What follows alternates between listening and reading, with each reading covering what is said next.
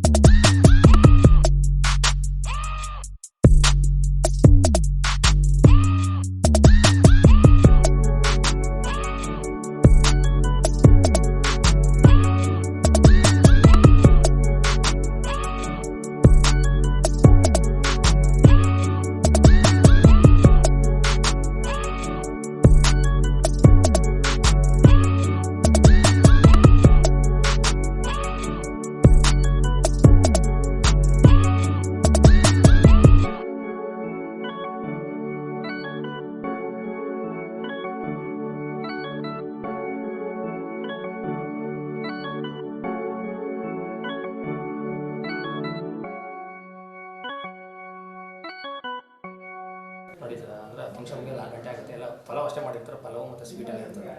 ನಿಮ್ದೇನಿದೆ, ನಿಮ್ಮ ಬ್ಯಾಚ್ ಅವರೆಲ್ಲರೂ ನಿಂತ್ಕೊಂಡು ಪ್ಲೇಟ್ ಇರ್ತದಲ್ಲ, ಪ್ಲೇಟ್ ಮಾಡಿಸೋದು ಹೇಳಿ ಮೇಡಮ್. ಯಾವ ವಿಷಯಕ್ಕೆ ಸಂಬಂಧಿಸಿದ್ದು, ಯಾವ ಲ್ಯಾಂಗ್ವೇಜಲ್ಲಿ ಇದೆ, ನಾನು ಸೊ ಇದನ್ನ ತಿಳ್ಕೊಬೇಕು. ನೀವು ಸಾಯಿ ಅಲ್ಲಿಗೆ ಅದು ಅಲ್ಲಿಗೆ ಹೋಗಿದೆ ಅದೆಲ್ಲಪ್ಪ, ಇಲ್ಲಿ ಕಳ್ಕೋದಲ್ಲ, ಹೊಸ ಬ್ಯಾನರ್ ಎಲ್ಲ ಒಂದು ಸರ್ ಇಲ್ಲಿ ತಗೊಂಡೋಗಿದ್ರಾ? ಹ್ಞೂ ಸರ್. ಆಯ್ತು, ಅಲ್ಲಿ ಕಟ್ಟಕ್ಕೆ ಕೊಡಿ ಅಂತೇಳಿ ಇದಕ್ಕೆ. ಸೊ ಎಲ್ಲರೂ ನಾವು ಅದನ್ನ ನೋಟ್ಸ್ ಮಾಡ್ಕೊಳ್ಳೋದಿಲ್ಲ. ಇದು ಬಂದೇ ಬರುತ್ತೆ ಅನ್ನೋ ಕ್ವಶನ್ಸ್ನ ನೀವು ನೋಟ್ಸ್ ಮಾಡ್ತೀವಿ. ಫಸ್ಟ್ ಪ್ರಿಫರೆನ್ಸ್ ಅದೇ ಕೊಡಬೇಕು. ಸೊ ಫಸ್ಟ್ ನಮ್ಮಲ್ಲಿ ಏನಿರ್ತಲ್ಲ, ನಮ್ಮಲ್ಲಿರೋ ನಮ್ಮ ಜೋಬಲ್ಲಿ ಇರೋದನ್ನ ಫಸ್ಟ್ ಸ್ಟಾರ್ಟ್ ಮಾಡ್ತಾ ನಿಮ್ಮ ಆಯ್ತು ಕಟ್ಟಿ ಒಳಗಡೆ ಅಲ್ಲಿ ಹೋಗಿ ಇಂಗ್ಲೀಷಲ್ಲಿ ಅದೇ ಇರ್ತಲ್ಲ, ಅದೇ ಇರ್ತದೆ. ಫಸ್ಟ್ ಒಂದು ಲೈನ್ ಸ್ಟಾರ್ಟ್ ಮಾಡಿ. ಎಲ್ಲರೂ ಒಂಥರ ಒಂದು ಲೈನ್ ಸ್ಟಾರ್ಟ್ ಮಾಡಿ. ಆ ಒಂದು ಲೈನ್ ಒಂದ್ಸರಿ ಮಾಡಿ. ನಿಮ್ಗೆ ಏನಾಗ್ತದೆ, ಪದಗಳ ಪರಿಚಯ ಆಗ್ತದೆ. ನೀವು ಯಾವ್ದು ನಿಮಗೆ ಡಿಫಿಕಲ್ಟಿ ಅಂತ ಅನ್ಸುತ್ತೋ ಅದನ್ನ ಒಂದು ನೋಟ್ಸ್ ದೊಡ್ಡ ಕಾಣಿಸುತ್ತೆ. ಬಟ್ ಅದು ಹತ್ತಾ ಹೋದಾಗ ಹಂತವಾಗಿ ನೀವು ಕಂಟೆನ್ಸ್ ಪ್ರಿಪರೇಷನ್ ಇದ್ದಾಗ ನೀವು ಬೆಟ್ಟದ ಮೇಲೆ ನಿಂತ್ಕೊಬೋದು. ಬೆಟ್ಟ ನಿಮ್ಮ ಕಾಲದಲ್ಲಿ ಬರ್ತದೆ. ಇಷ್ಟೇ ಯಾವ್ದು ಸಬ್ಜೆಕ್ಟ್ ಈಸಿ ಇದೆಯಾ? ವ್ಯಾಲ್ಯೂಷನ್ ಕರೆಕ್ಟ್ ಆಗ್ತಿದೆಯಾ? ಏನು ನಿಮಗೆ ರೆಕಮೆಂಡ್ ಮಾಡ್ತಿದ್ದಾರಾ, ಏನು ಮಿಸ್ಟೇಕ್ಸ್ ಇದೆ ಏನು ಅಂತ ಹೇಳ್ಬಿಟ್ಟು? ಬಟ್ ಏನು ಪ್ಯಾಟರ್ನ್ ಚೇಂಜ್ ಮಾಡ್ಬೇಕಾ ಅಥವಾ ಇದೇ ಥರ ಇರಲಿಲ್ಲ? ಅಲ್ಲ, ಮೊದಲೇ ನಿಮಗೆ ಕ್ವಶನ್ ಕೊಡೋದು ಬೆಟ್ರಾ ಅಥವಾ ಆಮೇಲೆ ಕೊಡೋದು ಬೆಟ್ರಾ? ಆಮೇಲೆ ಕೊಡೋದು ಸರ್. ಇಲ್ಲ, ಫಸ್ಟ್ ಕೊಡೋದು ಏನು ಮಾಡ್ತೀರಾ?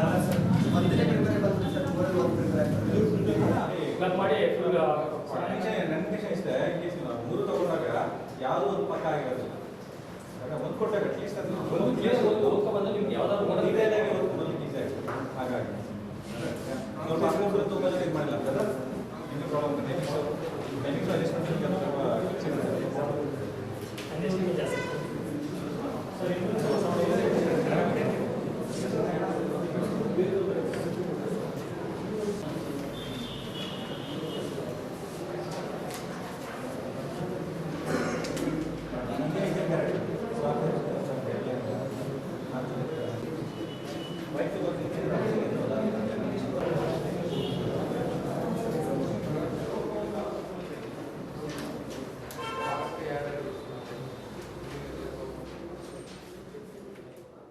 ಮನವಿಯನ್ನು ಮಾಡಿಕೊಡ್ತೇನೆ.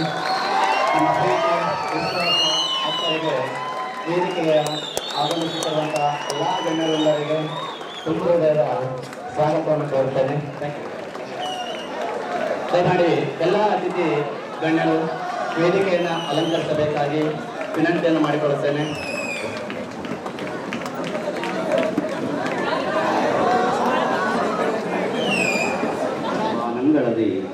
ಕಾರ್ಯಗಳ ಸಂತೋಷವ ಮೂಡಿದೆ.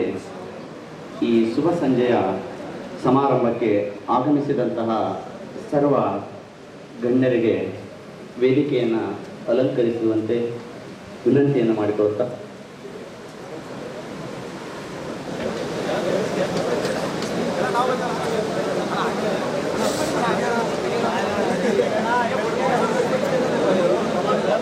ಅಡಿಗಡಿಯ ಬಳಿ ನುಡಿಬೇಕು, ಗುರು ಹೇಳಿದ ನುಡಿಯಂತೆ ನಡೆಯಬೇಕು. ಕಳೆದ ನನ್ನ ಪೂಜ್ಯ ತಂದೆ ತಾಯಿಗಳ ಪಾದಾರವಿಂದಗಳಿಗೆ ಅಣಗಡಿ ನಿಮ್ಮ ಕೀಳು ತುಂಬಿ ಮನದಲ್ಲಿ ನಿಮ್ಮ ನೆನಪು ತುಂಬಿ ಕೂಡಲ ಸಂಗಮ ದೇವ ಸ್ಮರಿಸುತ್ತಾ ವೇದಿಕೆಯ ಮೇಲೆ ಉಪಸ್ಥಿತರಿರುವಂತಹ ಎಲ್ಲ ಗಣ್ಯಾತಿ ಗಣ್ಯಮಾನರಿಗೆ ಮತ್ತೊಮ್ಮೆ ಚಿಗುರು ಸಂಸ್ಥೆಯ ಹಾಗೂ ಚಿಗುರು ಸ್ಪರ್ಧಾತ್ಮಕ ತರಬೇತಿ ಸಂಸ್ಥೆ ಧಾರವಾಡ ಒಂದು ಸಂಸ್ಥೆಯ ವತಿಯಿಂದ ಚಿಗುರು ಸಂವಾದ ಕಾರ್ಯಕ್ರಮಕ್ಕೆ ಮತ್ತೊಂದು ಸಾರಿ ಅದ್ದೂರಿಯಾಗಿ ಸ್ವಾಗತವನ್ನು ಕೋರುತ್ತಾ ಭಾರತದ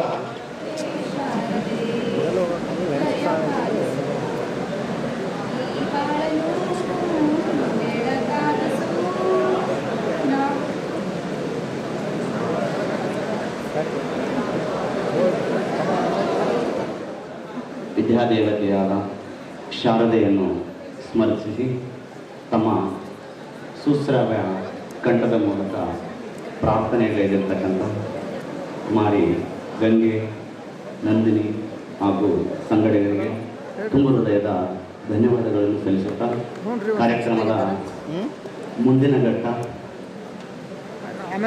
ಸ್ವಾಗತ ಕಾರ್ಯಕ್ರಮ. ಈ ಸ್ವಾಗತ ಕಾರ್ಯಕ್ರಮವನ್ನು ನೆರವೇರಿಸಿಕೊಳ್ಳಲು ವೇದಿಕೆಗೆ ಬರ್ತಾ ಇದ್ದಾರೆ ಸುಧೀರ್ 8ನೇ ಬ್ಯಾಚಿನ ವಿದ್ಯಾರ್ಥಿ. ಮಹೇಶ್ವರ ಗುರು ಸಾಕ್ಷಾತ್ ಪರಬ್ರಹ್ಮ ತಸ್ಮೈ ಶ್ರೀ ಗುರುವೇ ನಮಃ. ಈ ಸುಂದರ ಐತಿಹಾಸಿಕ ಚಿಗುರು ಸಂವಾದ ಕಾರ್ಯಕ್ರಮದಲ್ಲಿ ಭಾಗವಹಿಸಿದ ತಮಗೆಲ್ಲರಿಗೂ ಮುಸ್ಸಂಜೆಯ ಶುಭಾಶಯಗಳು. ಸಾಮಾನ್ಯವಾಗಿ ನಕ್ಷತ್ರಗಳು ರಾತ್ರಿಯಲ್ಲಿ ಮಾತ್ರ ಹೊಳೆಯುತ್ತವೆ, ಆದರೆ ಕೆಲವೊಂದು ನಕ್ಷತ್ರಗಳು ಒಂದಾದ ಚಿಗುರು ಸಂವಾದ ಕಾರ್ಯಕ್ರಮದ ಗೌರವಾನ್ವಿತ ಮುಖ್ಯ ಅತಿಥಿಗಳು ಹಾಗೂ ಈ ಕಾರ್ಯಕ್ರಮದ ಕೇಂದ್ರ ಬಿಂದುವಾದಂಥ ಶ್ರೀಯುತ ಶಂಕರ್ ಜಿ ಬೆಳಗು ಸರ್, KS ಅಧಿಕಾರಿಗಳು, ವಾಣಿಜ್ಯ ತೆರಿಗೆ ವಿಭಾಗ, ಇವರಿಗೆ ನಮ್ಮ ಸಂಸ್ಥೆಯ ವಿದ್ಯಾರ್ಥಿಯಾದ ಚನ್ನಬಸವ ಅವರು ಹೋಗುತ್ತ ನೀಡುವುದರ ಮೂಲಕ ಸ್ವಾಗತಿಸಬೇಕಾಗಿರುವಂತೆ.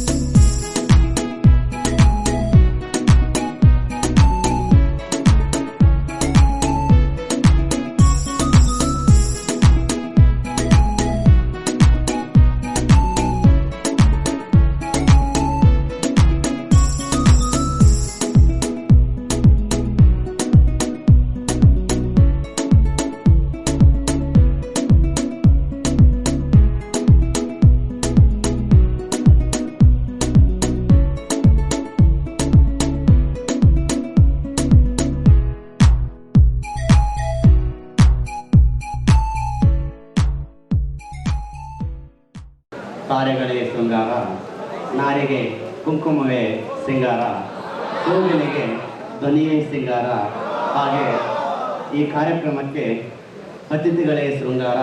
ಈ ಅತಿಥಿಗಳನ್ನು ಅದ್ಧೂರಿಯಾಗಿ ಸ್ವಾಗತಿಸಿರ್ತಕ್ಕಂಥ 8ನೇ ಬ್ಯಾಚಿನ ವಿದ್ಯಾರ್ಥಿಯಾದ ಸುಧೀರ್ ಅವರಿಗೆ ತುಂಬ ಹೃದಯದ ಅಭಿನಂದನೆಗಳನ್ನು ಸಲ್ಲಿಸುತ್ತಾ ಕಾರ್ಯಕ್ರಮದ ಮುಂದಿನ ಘಟ್ಟಕ್ಕೆ ಹೋಗುವುದಕ್ಕಿಂತ ಪೂರ್ವದಲ್ಲಿ ವೇದಿಕೆಯ ಮೇಲೆ ಇರ್ತಕ್ಕಂಥ ವಿದ್ಯಾರ್ಥಿಗಳು ಸ್ವಲ್ಪ ಮುಂಭಾಗಕ್ಕೆ ಬಂದರೆ ತುಂಬ ಅನುಕೂಲ ಆಗ್ತದೆ.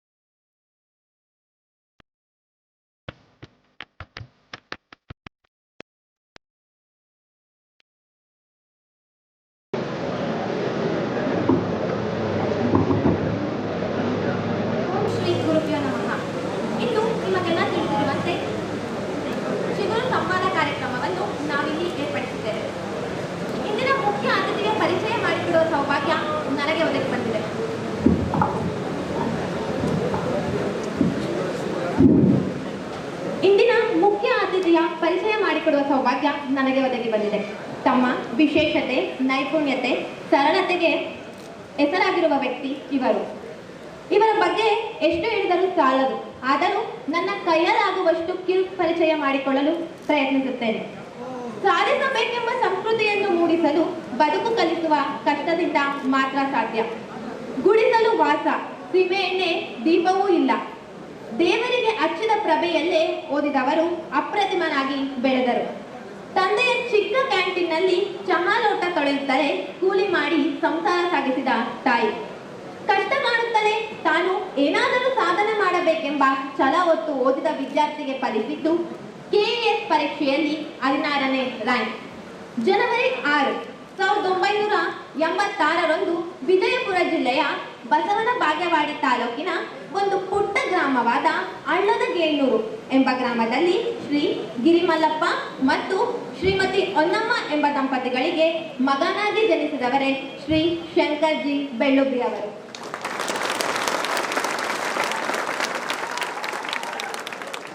ವಾಸಕ್ಕೆ ಸೂಕ್ತ ಮನೆ ಇಲ್ಲ, ತೊಡಲು ಸೂಕ್ತ ಉಡುಪುಗಳಿಲ್ಲ. ತುತ್ತಿನ ಚೀಲ ತುಂಬುವ ಕಾಯಕದಲ್ಲೇ ಎಣಗಾಡುತ್ತಿದ್ದ ಸಂದರ್ಭದಲ್ಲಿ ಇವರು, ಅಪ್ಪ ನಾನು ಶಾಲೆಗೆ ಹೋಗಿ ಕಲಿಯುತ್ತೇನೆ ಎಂದರಂತೆ. ಆಗ ಅವರ ತಂದೆ, ಮೊದಲು ನನ್ನ ಕ್ಯಾಂಟೀನ್ನಲ್ಲಿ ಚಹಾ ಮಾರು, ನಂತರ ನಿನಗೆ ಬೇಕಾದನ್ನು ಮಾಡು ಎಂದಾಗ ಅವರ ತಂದೆ, ನೀ ಇವತ್ತು ಹೊರಗೆ ಕಾಲಿಟ್ರೆ ನಾಳೆ ವಾಪಸ್ ಬರುವಾಗ ಸರ್ಕಾರಿ ವಾಹನದಲ್ಲೇ ಬರಬೇಕು, ಹಂಗಿದ್ರೆ ಮಾತ್ರ ಶಾಲೆಗೆ ಹೋಗುವಂದ್ರಂತೆ. ತಮ್ಮಲ್ಲಿ ತಾವು ಆತ್ಮವಿಶ್ವಾಸ ಇಟ್ಕೊಂಡಿರೋ ಇವರು ತಂದೆಯ ಮಾತನ್ನ ಸತ್ಯ ಮಾಡಲೇಬೇಕು ಅಂತ ಛಲ ತೊಟ್ಟಿದ ವೀರ ಶಂಕರ್ ಬೆಳ್ಳುಬ್ಬಿ ಸರ್.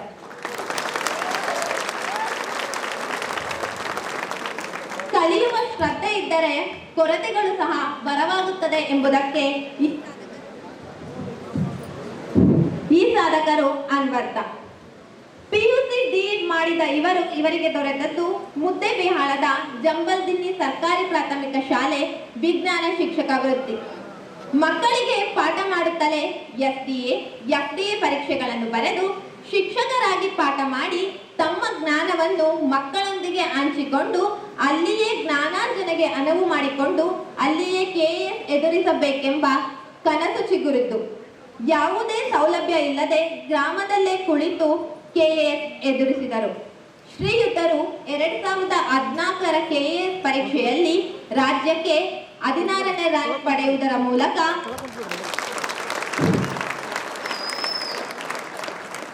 ಬಡತನ ಎಂಬುದಕ್ಕೆ ಶೆಡ್ಡು ಹೊಡೆದು ಇಂದು ನಿಮ್ಮೆಲ್ಲರ ಮುಂದೆ ಆದರ್ಶಕ್ತಿಯಾಗಿ ನಿಂತಿದ್ದಾರೆ. ಇವರು 2001ರಿಂದಲೇ SR ವರ್ಡ್ ಎಂಬ ಜ್ಞಾನ ಕಣಜವನ್ನು ಮೆಸೇಜ್ ಗ್ರೂಪ್ ಅನ್ನು ಆರಂಭಿಸಿದರು. ಬರವಣಿಗೆಯಲ್ಲಿ ತನ್ನದೇ ಆದ ಛಾಪು ಮೂಡಿಸಿ ಇವರ ಸರಳ ಗುಣ, ವ್ಯಕ್ತಿತ್ವ, ನಿರ್ದಿಷ್ಟತೆಗೆ ಮಾರು ಹೋಗದವರೇ ಇಲ್ಲ.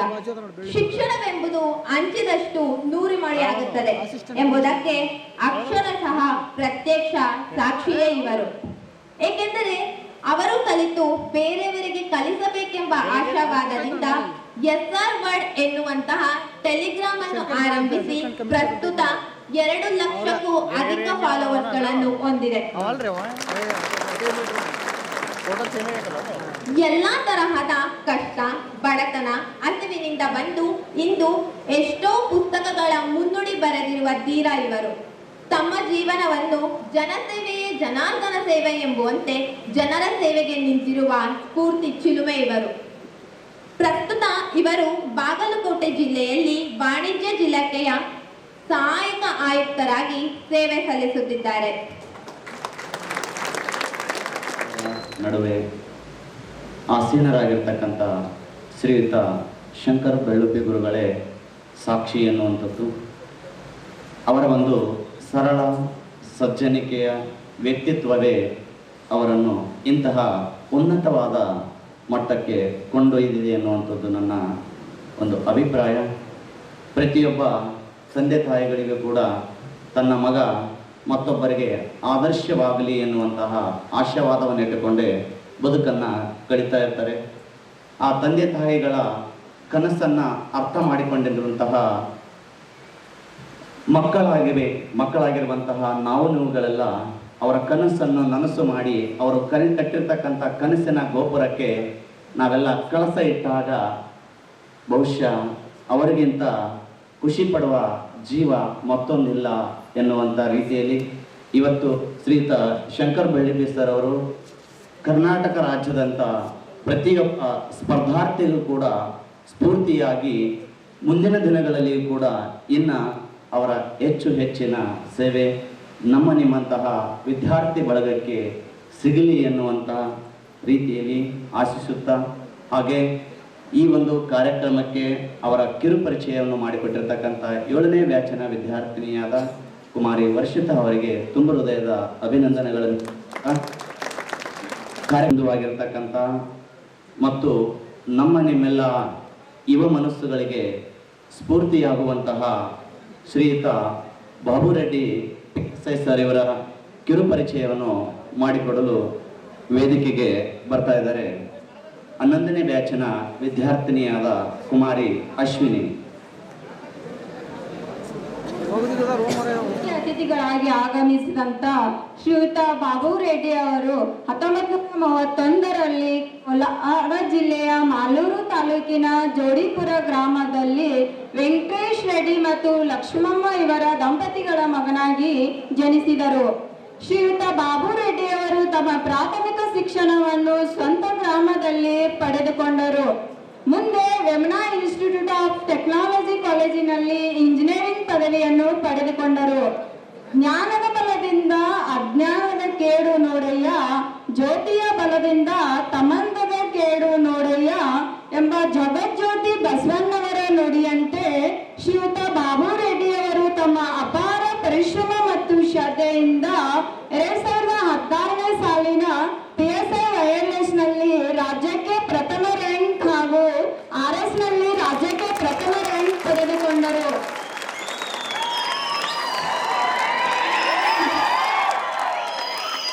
ಅಷ್ಟೇ ಅಲ್ಲದೆ Hyderabad Karnataka PSI wireless commercial tax inspector, revenue inspector, panchayat development officer ಪರೀಕ್ಷೆಗಳಿದ್ದಾರೆ.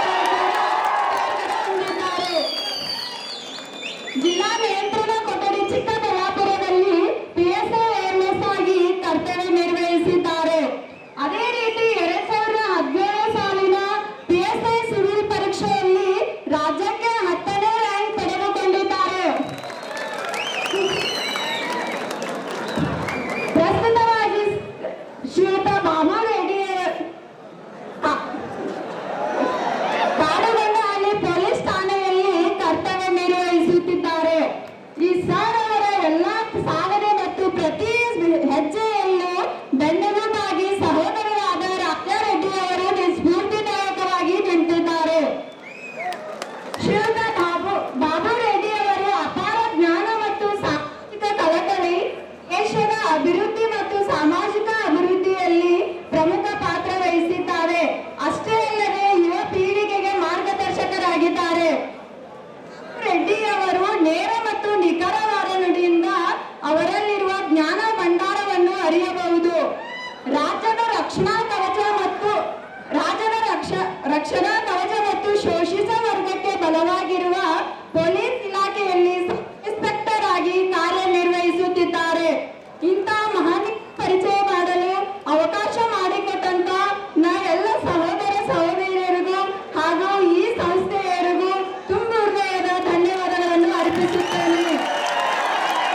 ನೋಡಯ್ಯ, ಗುರಿಯಿಲ್ಲದ ಜೀವನ ಸಮುದ್ರದ ಮೇಲೆ ತೇಲಿ ಹೋಗುವ ಅಲೆಯಂತೆ ನೋಡಯ್ಯ, ಗುರಿ ಬೇಕು ಜೀವಕ್ಕೆ, ಸಾಧಿಸಬೇಕೆಂಬ ಛಲ ಬೇಕು ಜೀವಕ್ಕೆ, ಸುದರ್ಶನ ಪ್ರಿಯ ಕರುಣಾಳು ಬಾ ಬೆಳಕೆ ಎನ್ನುವ ಒಂದು ವಾಣಿಯನ್ನು ಸ್ಮರಿಸುತ್ತಾ ನಿಮ್ಮೆಲ್ಲರಿಗೆ ಸ್ಫೂರ್ತಿಯಾಗಿರ್ತಕ್ಕಂಥ ಶ್ರೀಯುತ ಬಾಬುರೆಡ್ಡಿ ಸರ್ ಅವರನ್ನು ಕಿರುಪರಿಚಯವನ್ನು ಮಾಡಿಕೊಟ್ಟಿರ್ತಕ್ಕಂಥ 11ನೇ ಬ್ಯಾಚಿನ ವಿದ್ಯಾರ್ಥಿನಿಯಾದ ಮುಖ್ಯ ಅತಿಥಿಗಳಾದಂಥ ಶಂಕರ್ ಬೆಳ್ಳುಬ್ಬಿ ಅವರೇ, ಶ್ರೀ ಬಾಬು ರೆಡ್ಡಿ ಅವರೇ, ಒಂದು ಸಂಸ್ಥೆ ನಡಿಬೇಕಾದ್ರೆ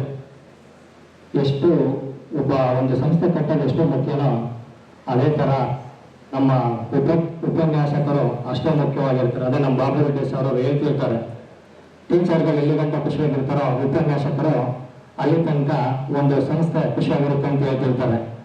ಅದಕ್ಕೆ ಎಷ್ಟೋ ನಮ್ಮ ಸಂಸ್ಥೆ ಕಟ್ಟಿದ್ದು ನಮ್ಗೆಷ್ಟೋ ಸಮಯ 10ರಷ್ಟು ಉಪನ್ಯಾಸಕರು ಸಮಯ ಇರುತ್ತೆ ಅಂತ ಹೇಳ್ತಾ ಉಪನ್ಯಾಸಕರಿಗೆ ಧನ್ಯವಾದಗಳು ಹೇಳ್ತಾ ನಾವು ಜಾಸ್ತಿ ಮಾತಾಡೋಕ್ಕೆ ಇಷ್ಟಪಡಲ್ಲ. ಯಾಕಂದರೆ ನಾವು ಎನಿ ಟೈಮ್ ಧಾರವಾಡದಲ್ಲಿ ಮುಖ್ಯ ಅತಿಥಿಗಳಿಗೆ ಕಡಿಮೆ ಟೈಮ್ ಇರೋದ್ರಿಂದ ಫಸ್ಟ್ ಜಾಸ್ತಿ ಅವ್ರಿಗೆ ಪ್ರಿಫರೆನ್ಸ್ ಕೊಡ್ತೇನೆ ಆಯಿತಾ.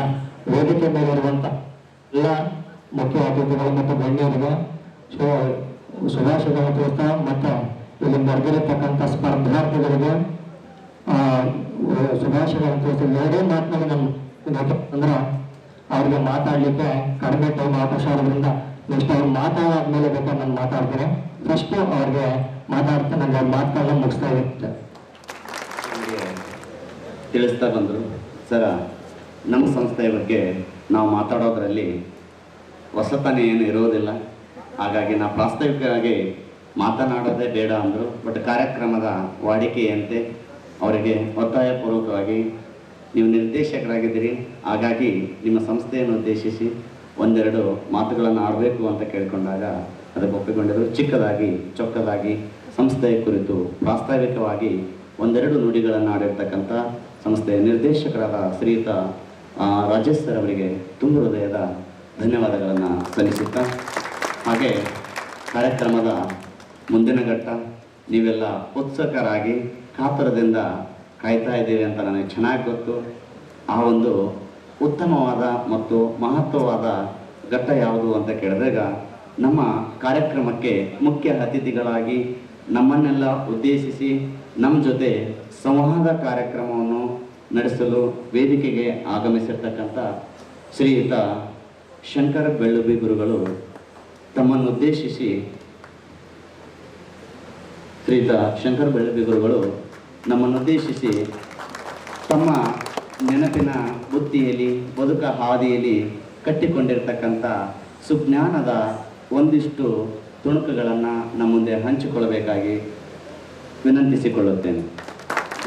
ಎನ್ನ ಆರಾಧ್ಯ ಮತ್ತು ಪೂಜ್ಯ ಗುರುಗಳನ್ನು ಮನದಲ್ಲಿ ಸ್ಮರಿಸುತ್ತಾ ಈ ಒಂದು ಸಂಧ್ಯಾಕಾಲದ ಅದ್ಭುತ ಸಾಕ್ಷಿಯಾದಂಥ